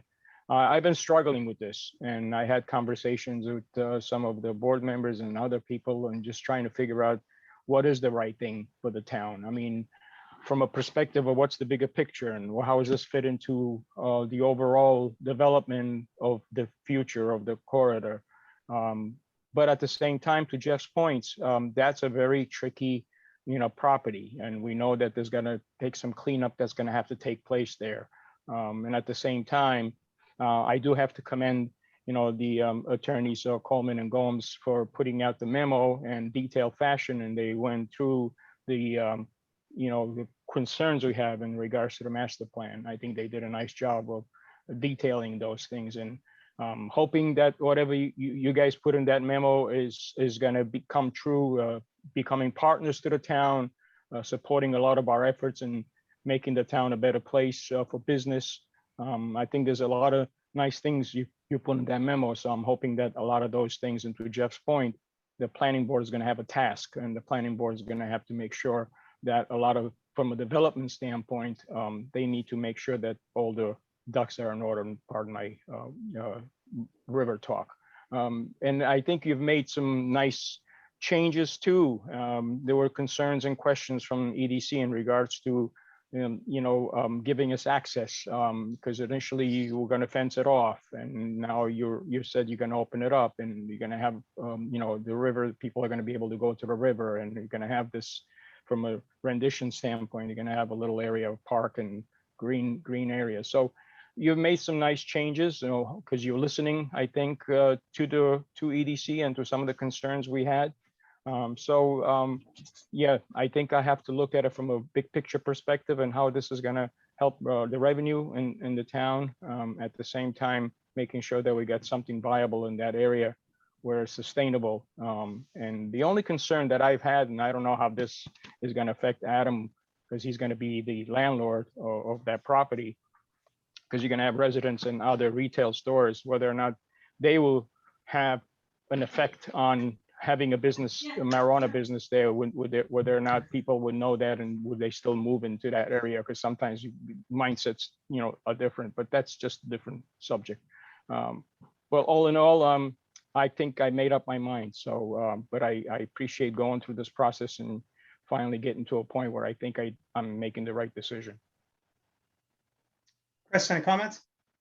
Yeah, I first wanted to comment about the EDC because I was the one that had something to say last time about it. No, I mean, it's And- easy and it's horrible between the two churches. Hold on, I got someone talking in the background, so hold on. So happens here all the time. But I was the one who had something to say last time about the EDC, and I wasn't being dismissive of the EDC. I wasn't criticizing their work. I appreciate their work and their advice and their opinions. And I talked about this with Armand a few days afterwards as part of a different conversation. My concern was more not about the EDC and their contribution, but the role of the EDC insofar as how all this works. And that goes to Jeff's point where we need to figure out what is our process and our procedure going to be for this. For every business should be the same. And it's whether it's the EDC first or planning board first, us, wherever we fit in, and no matter what business it is, I think it has to be consistent. And we're very inconsistent. I mean, we are as a board are negotiating some memorandums of agreement, and the planning board is doing some, and the town hall is doing HCAs. Well, those things all fall back to us for us to approve. So I think we need to have a better process. And my comments weren't meant to bash the EDC. It was just to kind of point out that what is our process? And I agree with Jeff 100%. Adam and his team have been back before us 3 times. Well, that's because we told him to go back to the drawing board 3 times and bring us something else. And every time that he's come back, in my opinion, they've brought back what we've requested. So we've sent them back and they've come back to us 3 times. They didn't come back to us 3 times just for fun. They came back because we sat in the meeting and gave them directions as to what we expected and what we wanted. And each time we did that, they brought us back what we wanted. That was, that's, so I agree with, I agree with Jeff's point on that as well. But as far as, what the business that goes in there, that building's been empty. I don't know how many years, but probably 5 years. Between 4 and 5 years, that building's been empty. How many? Just 2, How many? 2? 2019. It's more than, I think it's more than 2. But I'm not gonna argue. Huh? Well, the one on Waltham site has been a lot longer, probably. Yeah, but anyways, I just don't know how we say no to something that I struggle to see. I struggle as I read parts and pieces of the master plan. I struggle to see how certain things are acceptable and unacceptable based on that plan, because 2 people can read the same document and come to different conclusions as to about what's acceptable and what's not acceptable in the master plan. So I calling that out as a reason for everything we do is difficult, in that I just think a lot of it is interpretive and open to interpretation.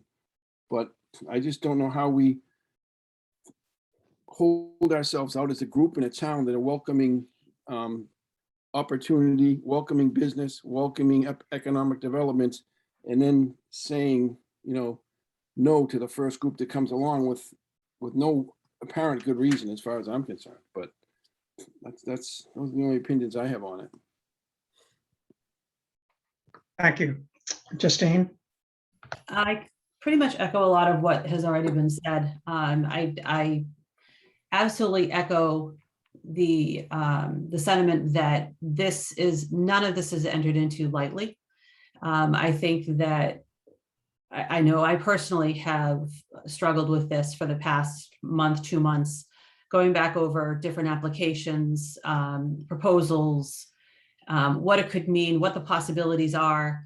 And I keep coming back to the fact that if UPA uses the back 5,000 square feet of that building, and they put their vehicles inside and they create that kind of revenue, it could be something that would, and I realize that when we all sit here and talk about revenue, it sounds like we're just going for the money.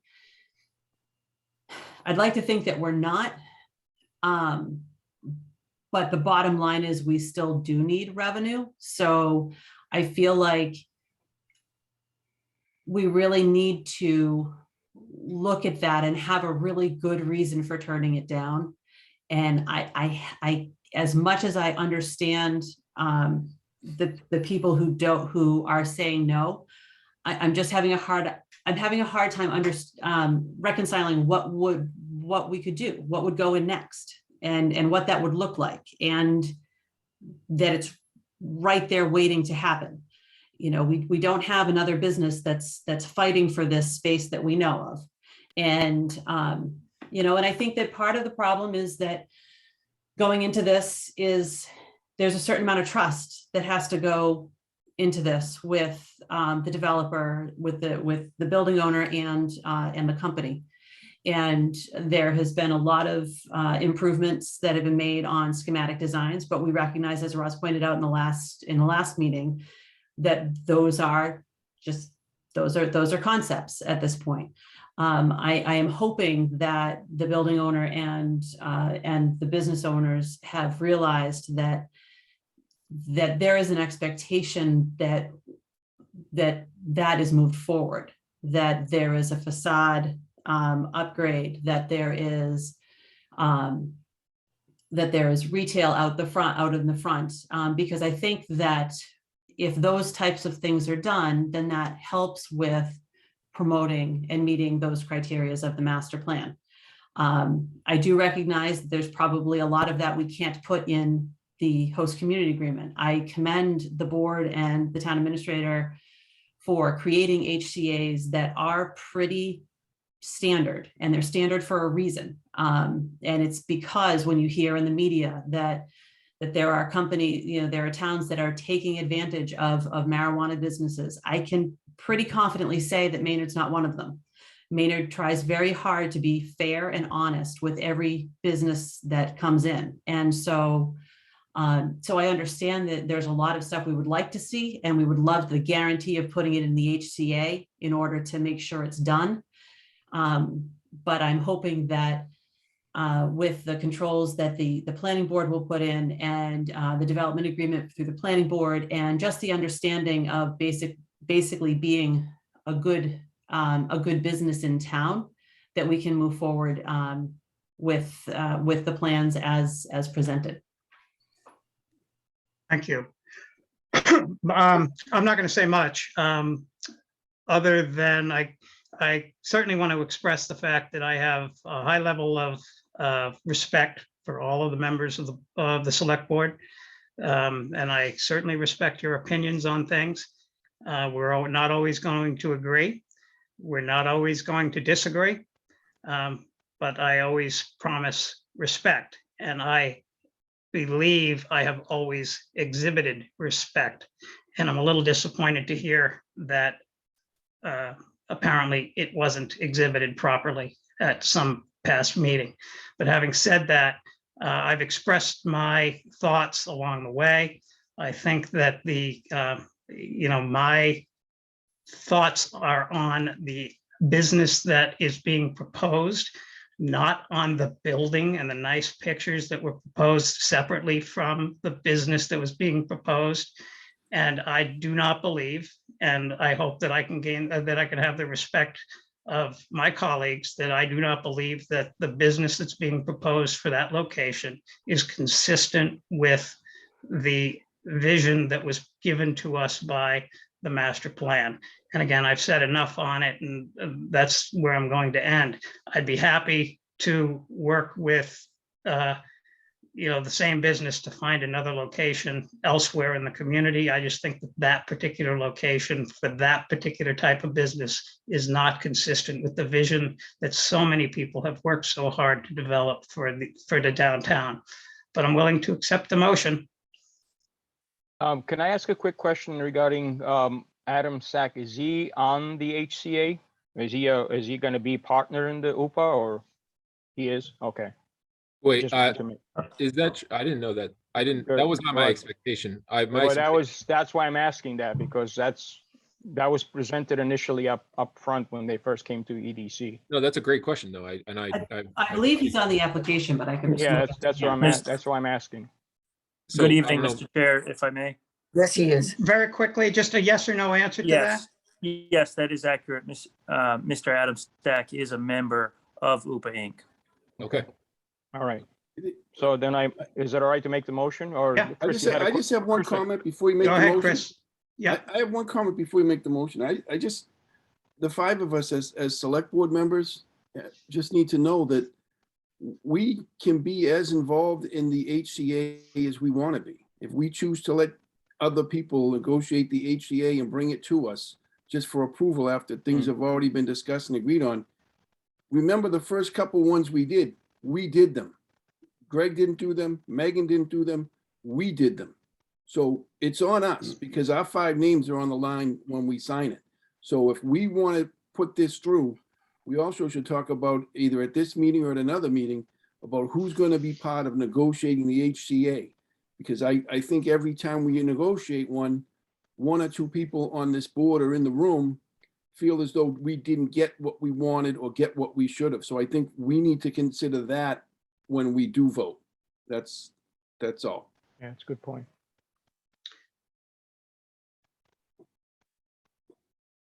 is there a motion? I could move to approve the policy of for signs placed on town property. no. Oh, it's the wrong one. Go ahead, Jeff, you could read a different one. We're on number 10. 10. Oh, I'm behind. I'm saying, what am I reading?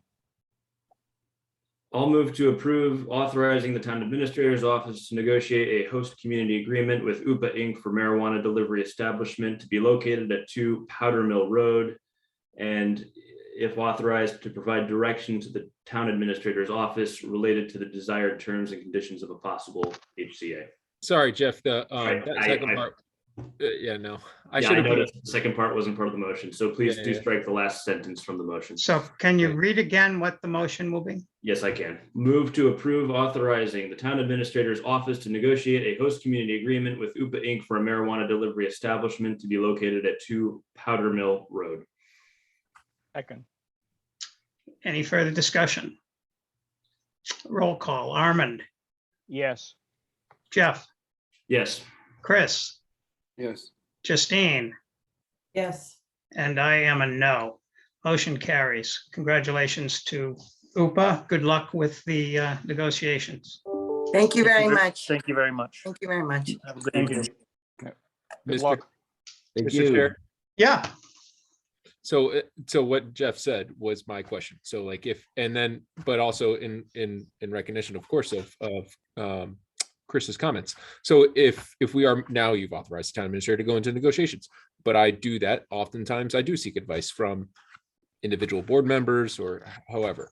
So well, if it's how do going you to be, if guys- it's going to be all members, as Chris suggested, then it would be in a public meeting, which is Yep. fine.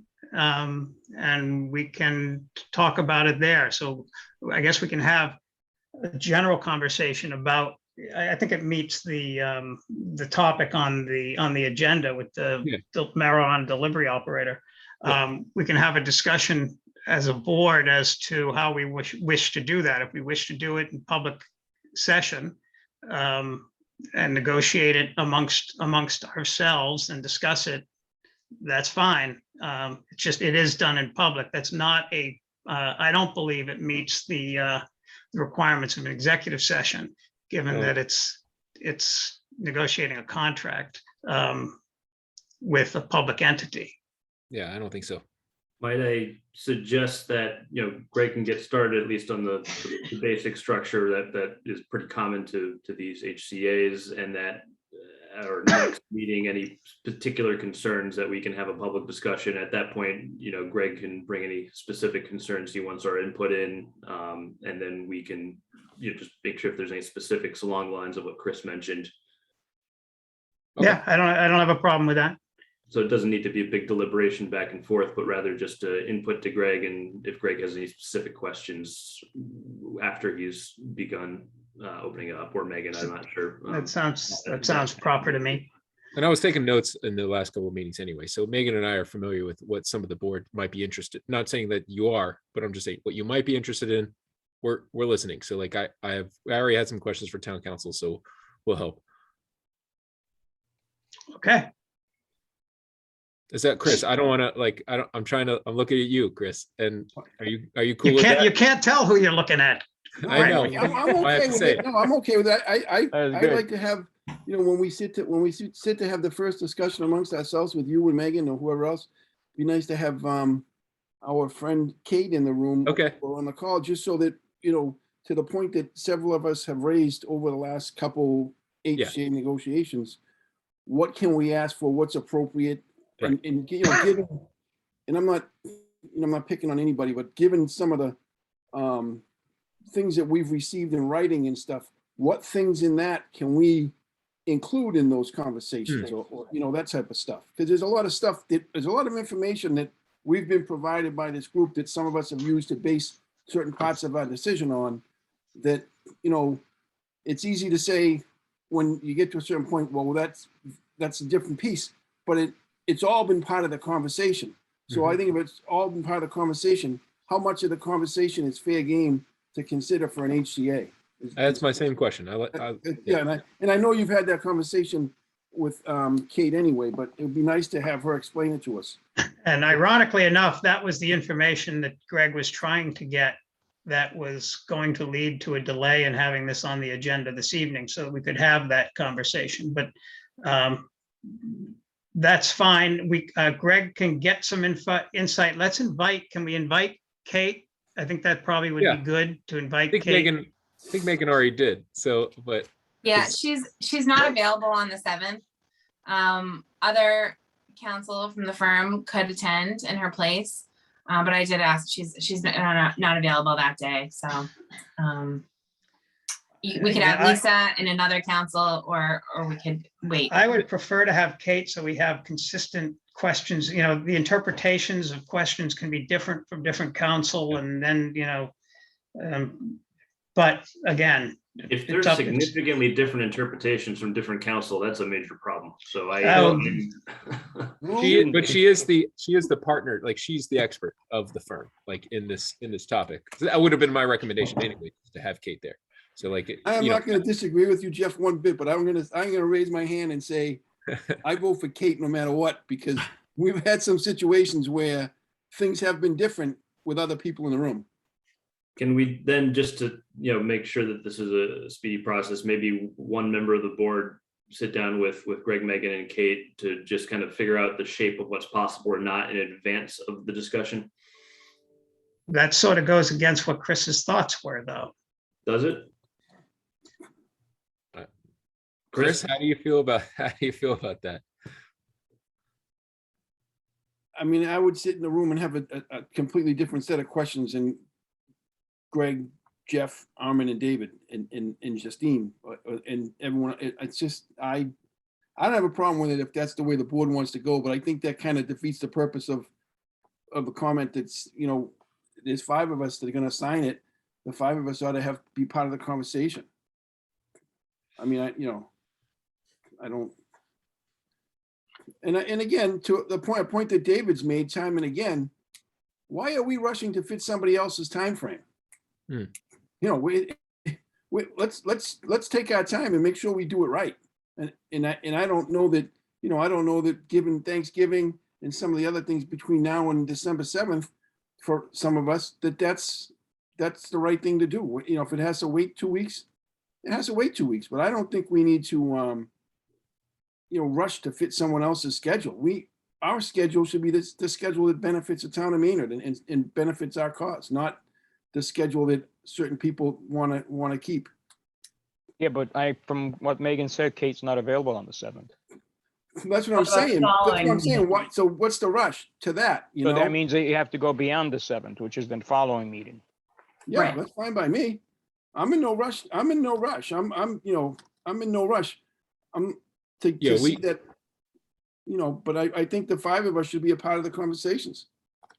So let me understand this. This is the HCA now, the one that we're going to be giving to UPA is the one that we're thinking about changing it or looking at it, or is that beyond that? Negotiating certain terms into the HCA that meet some of the desires or requirements, or I guess not requirements, but desires for the property and the Gotcha. business itself, and whatever. Kate has said to us several times, I believe, that we can virtually ask for whatever you want to ask for. It's an open slate, but I'm sure there are things you can ask for, but we don't know what that is and what that isn't.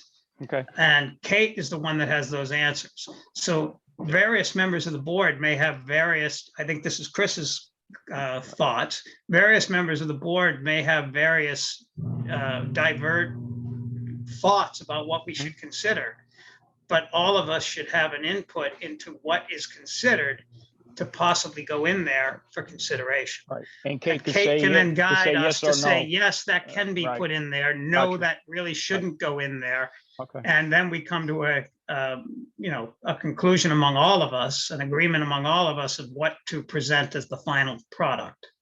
Okay. I think that's what, Chris, is that sort of accurate in a roundabout way? Yeah. No, I just wanted to clarify whether or not we were talking about this HCA for UPA or for future ones. Well, but I think I Chris's agree. point is that This is an for the opportunity. future, right? the same Yeah, process, yeah, we have to yeah. have a process. That's Jeff's point too, to create a process that is somewhat consistent and that we can point at, and this is the direction we go at. Oh, no, we do have a process we can point at. I'm saying it could use a revamping now that this board and a previous board has been through it a few times, and there are still some kinks to work out.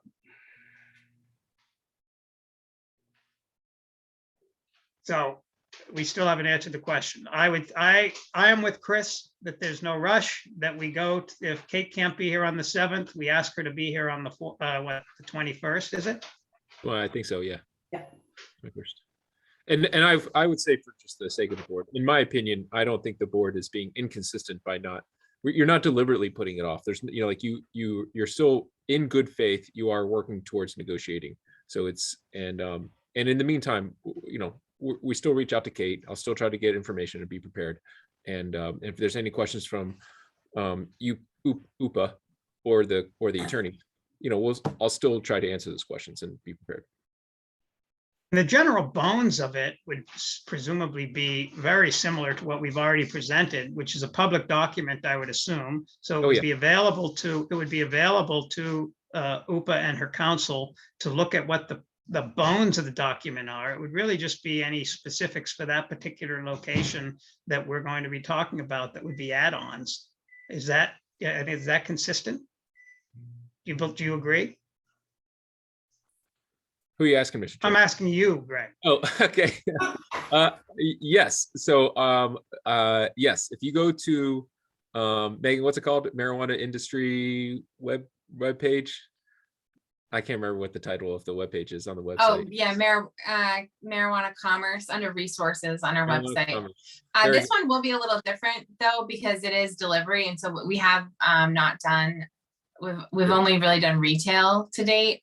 So there will be some differences, but yeah, I mean, it's the standard forms on our website that we've been using. Yeah, that's true. And I would suspect that the attorneys, if they went so far as to research what the master plan is for the town, they probably also went to the marijuana commerce page, or else they're not.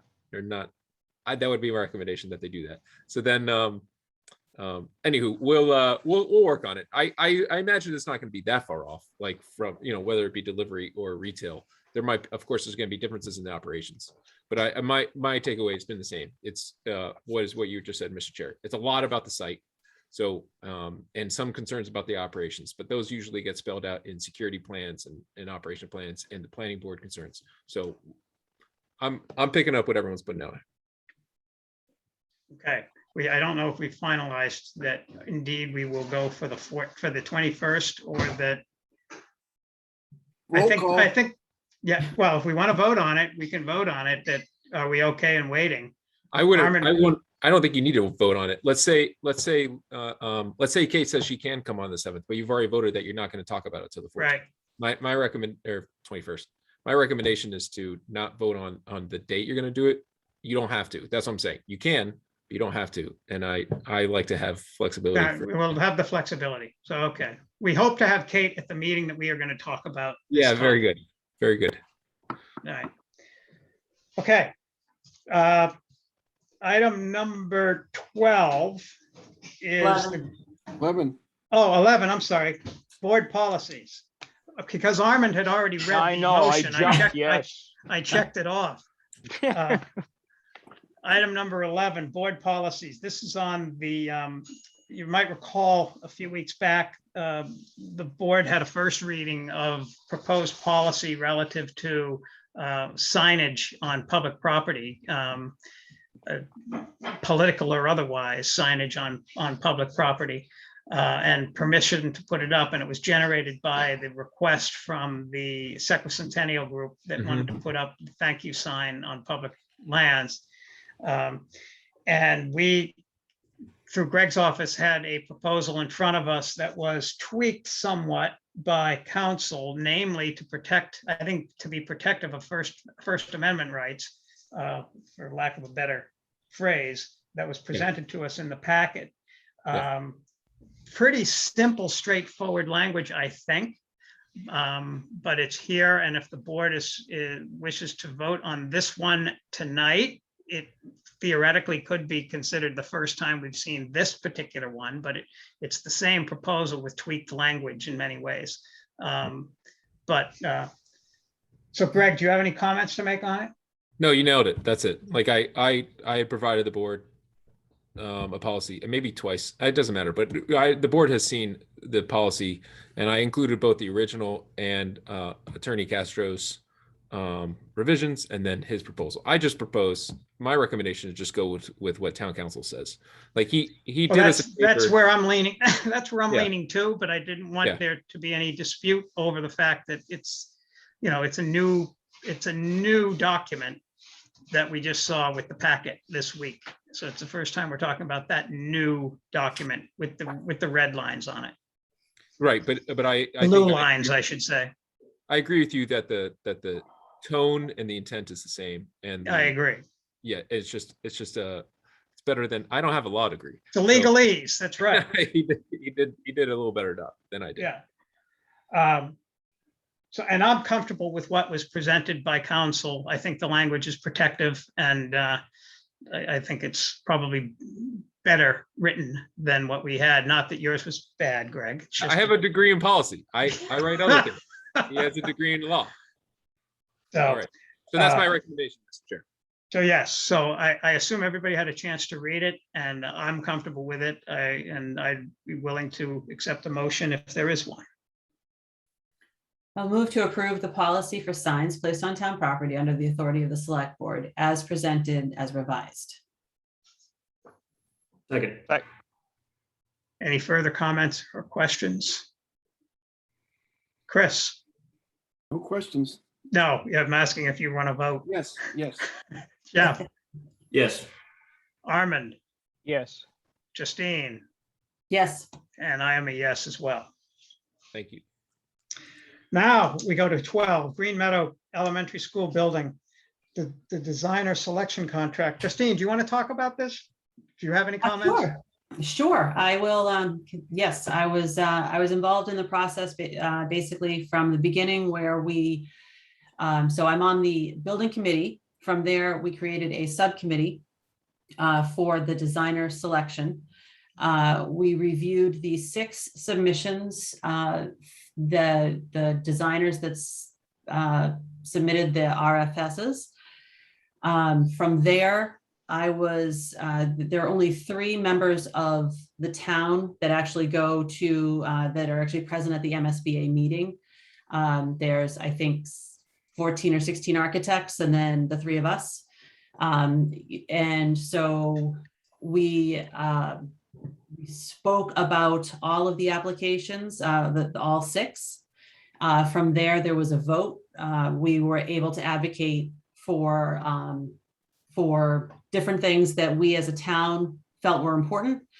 I've said before that I really worked hard at explaining that we need a responsible designer that is going to think outside the box and is going to keep costs under control. And, I explained that we're a town of about 4,500 residents and, not a lot of not a lot of commercial tax base. So whatever is decided is going to fall on the residents. So we need to be confident with this decision moving forward.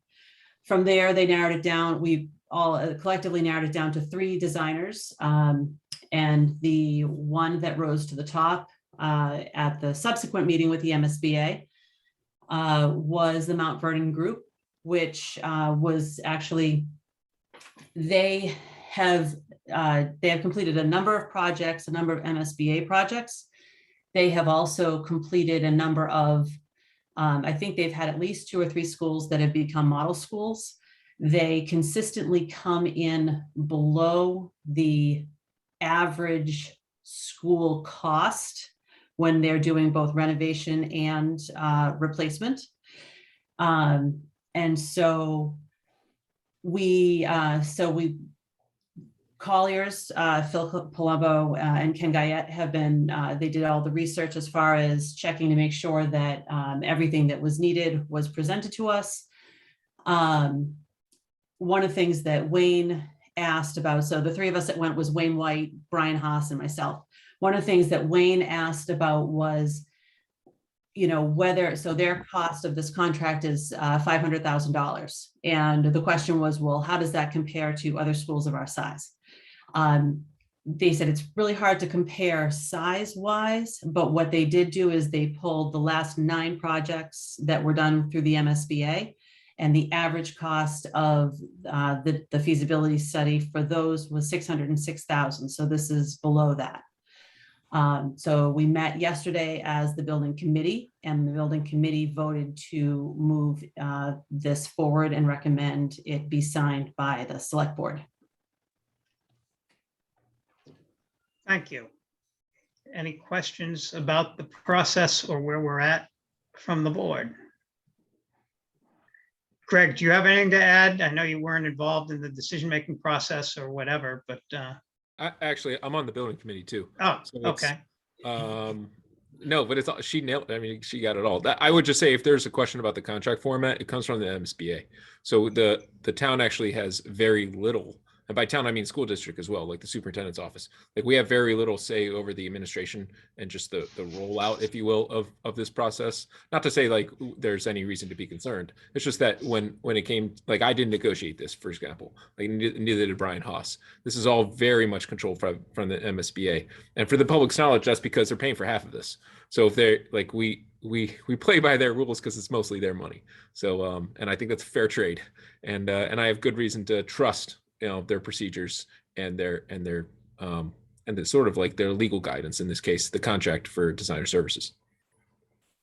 I did want to point out, Greg, that there was a, I think that you were copied on the email this morning. There was an adjustment to the time of, in the recommendation letter, there was a misprint of, instead of 2022, it's supposed to be 2023. I just want to make sure we print out the. Didn't we fix that though at a last meeting or something? A previous? This is something separate. I know what Jesse's referring to, and what you see in board docs is the updated version. Oh, it is. My apologies. Okay. No, I took care of it this morning. So anyways, yeah. So I recommend the board does approve this. It's no small undertaking. I mean, this is a big step. Just to emphasize the point, the town, and I mean town, not just school district. That's why it's coming to the board. This is a big step towards whatever new elementary school it might look like. This designer is going to hold our hand through the whole way. So just so I fully understand, and I'm trying to remember back when we did it, because we went through the exact same process for the high school and there was the exact same vote. Was it the state who we had to encourage to select Mount Vernon, or did the 3 of you select Mount Vernon from the presentation that was given to you, or did the entire group select Mount Vernon from the presentation that was given? The entire group did, and it was definitely not. It was a very interesting process because the architects all see things differently, and each designer had their own strengths. But we were really, Wayne, Brian, and I really held firm with a couple different things. One of them being the cost the cost of it and their history of being consistent and building solid schools and having that understanding. And the other thing that spoke to me about this particular group was the principal architect, when he presented, had said that he had gone and he had toured the property, he had gone and looked at the grounds and things like that on a Saturday, and then went downtown and talked to a couple people.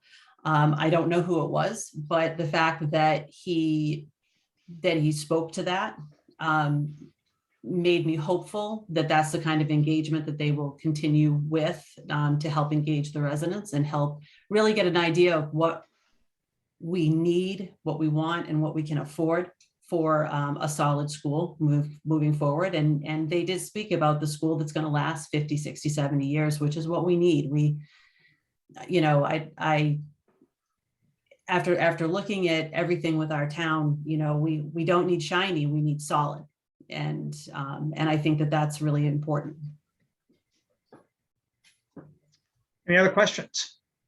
No, I just wanted to say that I get to sit on that committee with Greg and Justine as well. And I just want to let everybody know that Justine's contributions to that committee and that this process in particular, this end process, has been well praised by the other people in the group and recognized within that other group, the committee. Okay, is there a motion? Or have we already made the motion? Actually, one more quick question, Greg, can we do digital signatures? That's what I'd asked yesterday. I wasn't sure. Oh, sorry, that is on the motion. I think you can. I would recommend against Okay. it. So Recommend against it? yeah, because it's $500,000, and it was a not a digital signature from the designer. So I think just to kind of keep everything on the up and up, we got a couple wet signatures. So Mr. Chair, if you don't mind swinging by Town Hall. Oh, wait, Becca's giving me the big finger. Which finger? Isn't it only David's signature we need? That's what I was saying. Okay. So I don't think we need, so David could sign as the chair of the board. It'll be in my office. Yes. Yeah, okay. I'll get there before the end of the week. Yeah. Sorry. No, thank you for pointing that out. I apologize for the confusion. And no, Okay. you have not made the So motion. we now need a motion. I will move to approve. I'll move to approve the contract for services with Mount Vernon Group Architects as the design firm for the Green Meadow Elementary School building project as presented. Second. Okay, any further discussion? All in favor, Armand, Yes. Justine, Yes. Chris, Yes. Jeff, Yes. and I am a yes as well. All right. Number 13 on the agenda is Mass in Motion Grant, the program application. Greg, you want to take this one? No, I'm gonna bounce it to Megan. Megan? Yes, thank you. So this is an exciting opportunity that we have to be part of a Mass in Motion Wellness and Leadership Initiative, the goal is to address root causes that impact opportunities for active living and access to healthy and affordable food. So the Department of Public Health has been funding this program for about 10 years now, and Hudson has been participating for a number of years with a few other communities. But this year, they decided to write a grant to expand their region so that it matches with our Metro West Public Health Collaborative that includes a handful of communities with Maynard. And the grant is to add an additional full-time staff person. And so what those folks will be doing, there'll be a full-time and a part-time staff person that will support these other communities in the Metro West Public Health Collaborative. They're going to help us with creating opportunities to help people get access to healthy food, active transportation, and they also are going to help us with grant writing if we have something that comes up that meets these goals.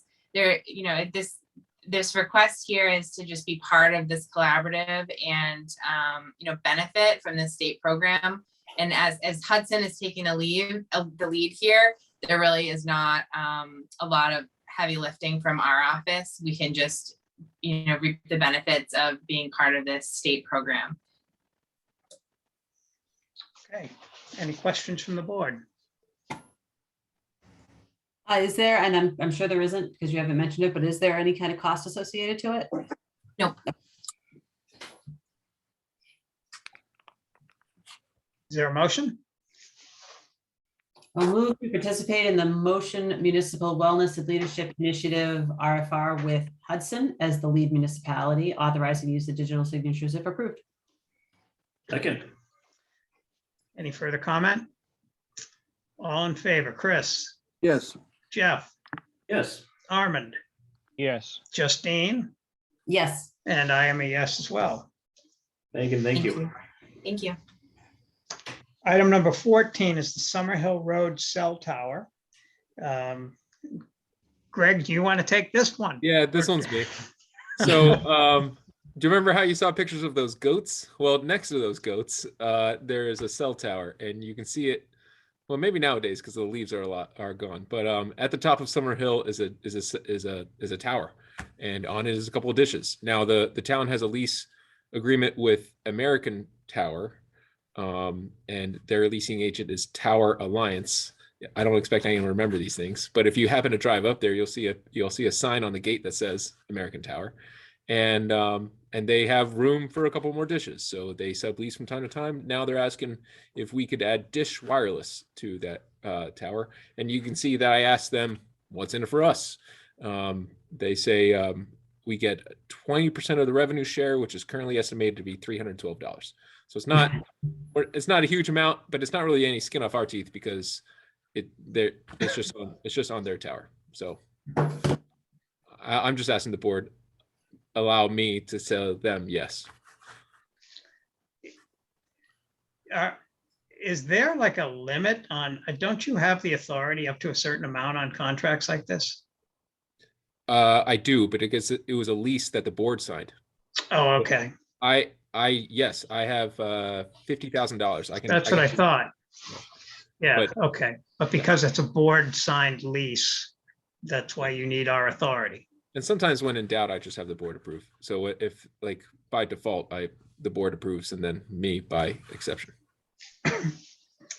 Okay. I thought initially you were going to say there's more room for goats there as opposed to towers.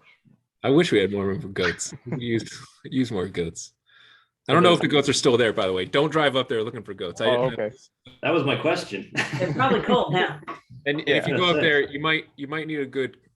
It's not meant for any car. I took my Jeep up there and I was grateful for it. So don't drive up there. Who herds the goats? I don't know. The goat herder, the contractor. It was. Yeah, I can't remember the name of there's a company that we went with. I don't remember the name of the company. Yeah.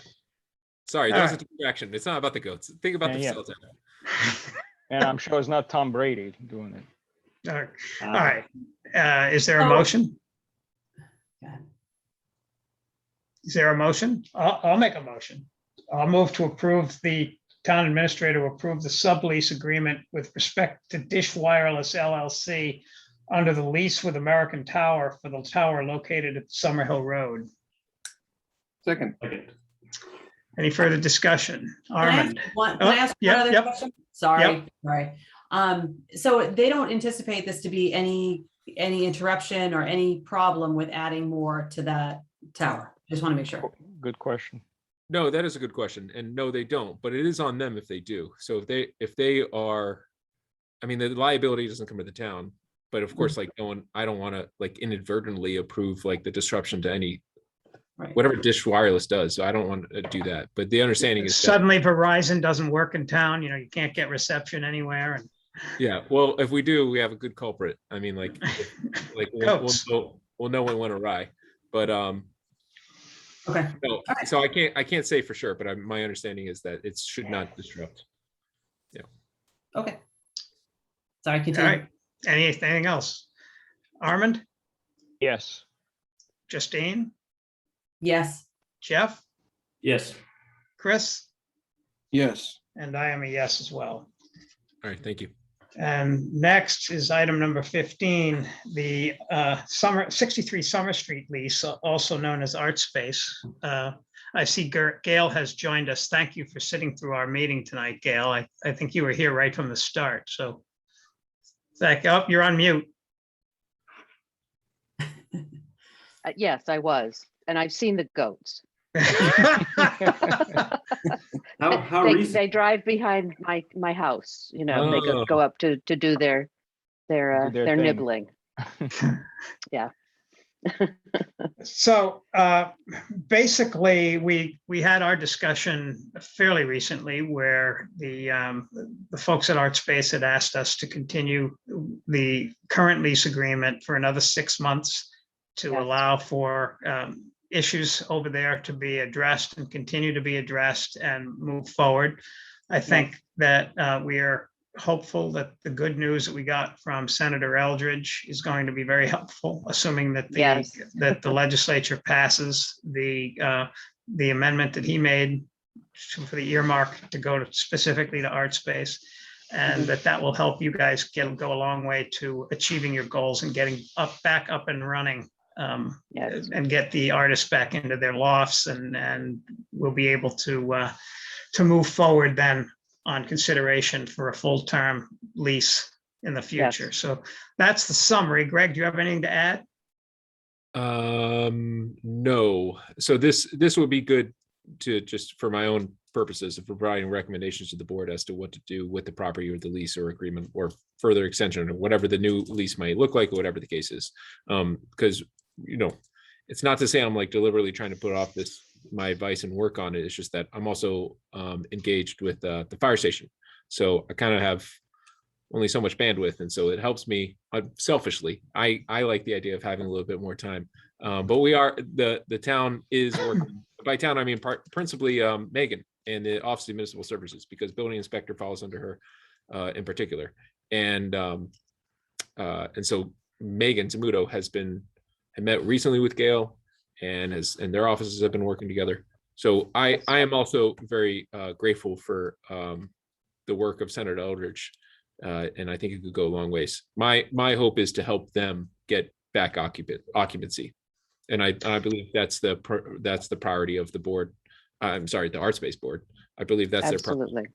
Mm-hmm. And Gail, if I may, without getting into too much detail, can you give us a little bit of an insight into what has happened thus far, what progress has been made towards getting folks back in, if any, and where things are at right now, just so the public has an understanding of what's going on with the status of the building and getting it back to where it should be? Well, I can tell you that we just hired an architect. And so you should be hearing from him about making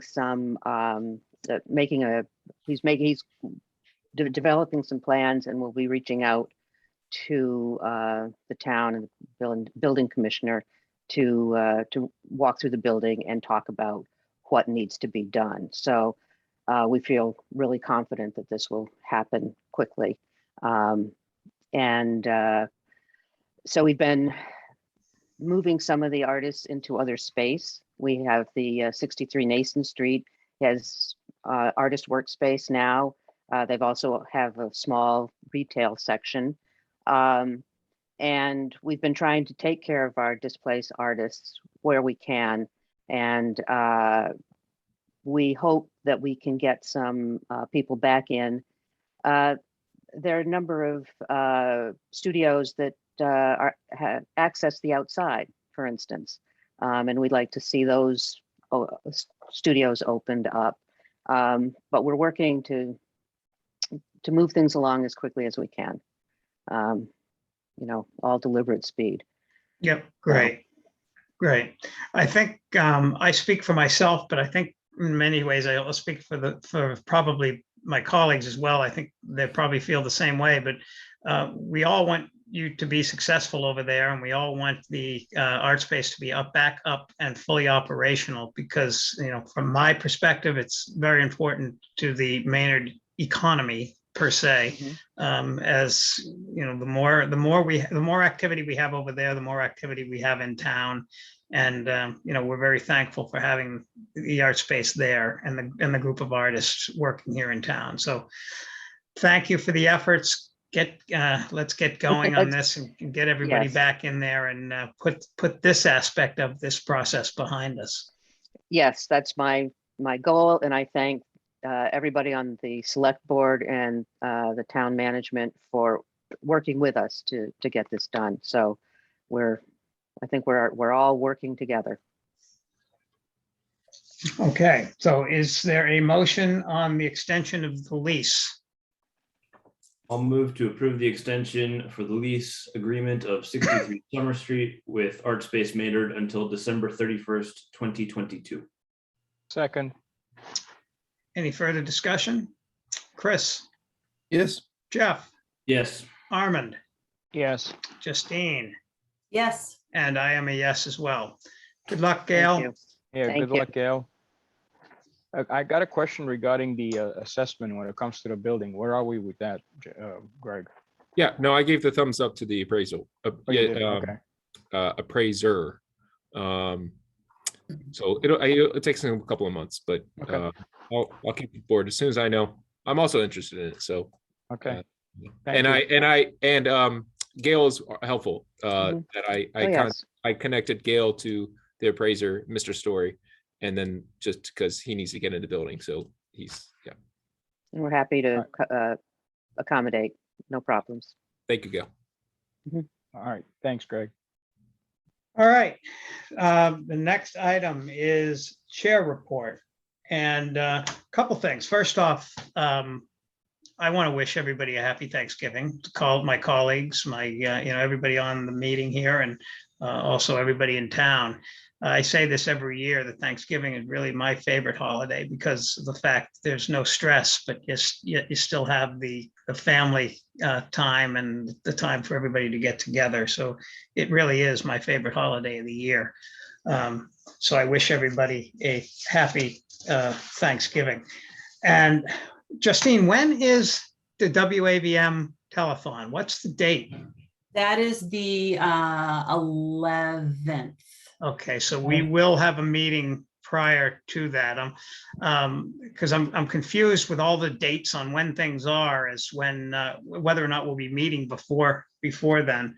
But I know there's a new way they're going about it this year, and it will be exciting to see the kids back at it. I'm really happy that they're going to be able to do that. But keep your eyes open for WAVM telethon that is coming up. They're looking for donations. They're looking for, they're looking for things to raffle or whatever the term is that they do on their auction.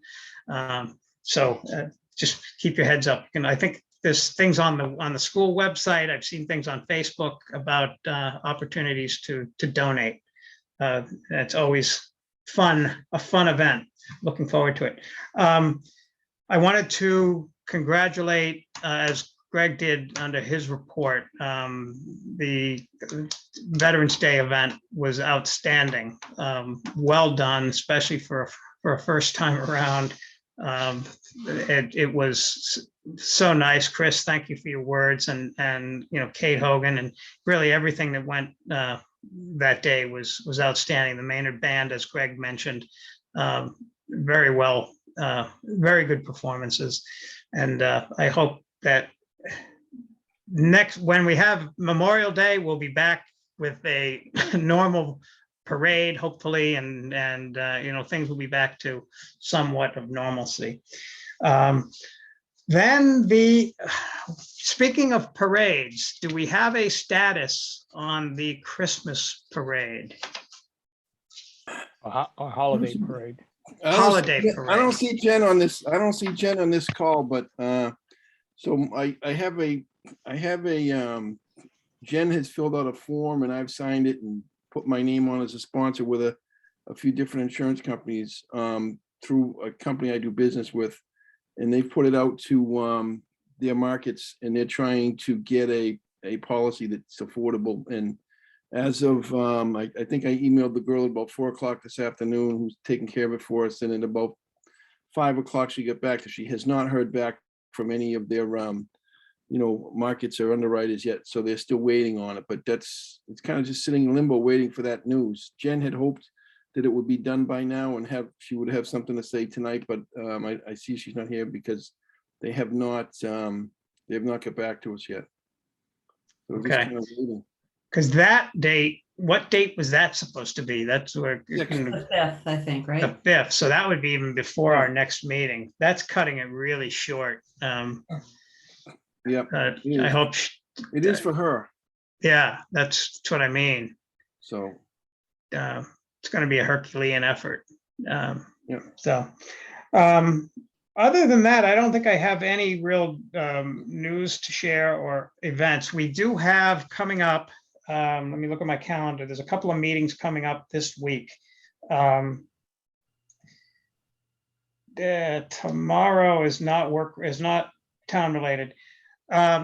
The 18th, which is Thursday, I will be meeting with the newly appointed school committee chair, along with Greg and Brian Haas. And I will report back on the 7th about our conversation. I think it's really just going to be a general conversation about where we're at and what our thoughts are about things. Then Thursday after that, I think Jeff will be joining me in a conversation with the Park Street neighbors that still have some concerns about the issues that occurred from the explosion back several weeks ago, or several months ago now. Representative Hogan will be joining us at that meeting, and I spoke to one of the neighbors tonight, and they expect to have, I think, 5 neighbors participating in a Zoom call where they really just don't, the comment to me was, we've lost a life and we don't want it to be forgotten with just having it go away. We want to make sure that there's some progress being made. So that'll be taking place as well. And then on the, I guess it's the 30th are we still currently scheduled for our tri-board meeting? Yes. And on the 30th, and Justine, I think, is going to miss that. I will So- miss probably, I'm going to try to miss only a half an hour of it. I'm going to try to hop on at 7:30, but yes. I'm working with the chair of the finance committee and the school committee. I think it's going to be, the request was that there just be one quote unquote moderator, and they asked me if I would sort of moderate the meeting so that there's not 3 chair people, whatever. You know, we'll get it done. I think it's going to be a general conversation, but we are trying to structure it a little bit, and we're working with Greg to set up some type of a formal agenda that we'll get out shortly. But those are the upcoming meetings, and I will report back on the leadership meeting, and also Jeff or I will report back on the meeting on with the neighbors as well at our next meeting. That is it. Armand. First of all, I apologize for not being able to attend the Veterans Memorial event, because I think it was something that I feel really bad about. So I just wanted to get that out there. In regards to, you just mentioned, Dave, in regards to, what was the last thing you just said? Because I was going to comment on it. I forgot now. Reporting back about the meetings that we're having. Oh, no, the tri-board. Is that The tri-board. is that going to be taking place again at Mill and Main, Greg? No, no. It's going to be Zoom? I'll be in my basement. Okay, all right. So it's going to be via Zoom. I really don't have a lot to offer tonight to the board, and just wish everybody a happy Thanksgiving and a healthy one. Thank you. Justine? Not too much to report. I think in addition to those meetings, I believe Wednesday the 1st, correct me if I'm wrong, Jeff, we have a budget subcommittee meeting also. Yes. So it'll be the tri-board meeting on the 30th, and then budget subcommittee on the 1st. Other than that, happy Thanksgiving, everyone. Yeah. No, I'll echo the comments on Veterans Day. I particularly enjoyed, Chris, your comments kind of connecting the history of the Tomb of the Unknown Soldier. I thought that was very interesting. The only other item I have, the Charter Review Committee has continued to meet. We've gotten to the portion where we are reviewing the list of boards and the numbers. I think there's general consensus that we want to pull the numbers out of the charter and put those in the bylaw, so it'll be easier for a board to change their numbers. There's even some discussion about if all the positions should be moved into the bylaws instead of being prescriptive. I don't think there is consensus about that, however. Greg, we do need to set up some time to go over a couple of things. I want to review that list of those kind of all the different positions and boards, for instance, just to make sure that they're being covered now, and if they're not, to find out if there's a legal reason we have or why they're not being covered, or if we want to remove them from the charter. Oh, So I think okay, good. should be a relatively quick exercise, but I think every time you go through and some of those more obscure Yeah. things, some of them might be covered by the building commissioner, et cetera, but we just want to be sure we know who, both our fence viewers are, for instance. So, and if we've appointed two or not. So No, that's a simple enough question for the town clerk. So I'll just, okay, yeah, great. I get it. Yeah. Okay. And that's it from me. So I'll say happy Thanksgiving to everybody as well. And One comment, Jeff, the makeup or the number, and I hear you on the numbers on certain committees that are more obscure. The planning board would be concerning to me to allow that to be by without having it in the charter, because I think the planning board, evolved from an elected board down to where it's at. And I just have some concerns because they are a powerful committee and I don't want to have that that lost, but just bring that perspective to the conversation to see what the thoughts are. that perspective was covered. I think one kind of a factor that was brought up in response to that is that change to the bylaw still requires a town meeting vote. So it's It not does. something that happens lightly. We've also looked at charters from other towns, and they run the gamut from highly prescriptive like us to all of it in the bylaws, the positions and the numbers. So we would, either way we choose, we would be in the company of other towns in the Commonwealth. So, but I'll reiterate that to the Charter Review Committee. Yeah. Chris? No, I think I'm good. Just happy Thanksgiving to everybody and see you afterwards. That's it for me. All right. Is there a motion to adjourn? So moved. So All moved. right, everyone can wave. Second. Thank you all very much. Great night, everybody. Have a Thank great you. Good night, holiday. everybody. Thank Take you, care. everybody. Thank you. Bye, guys.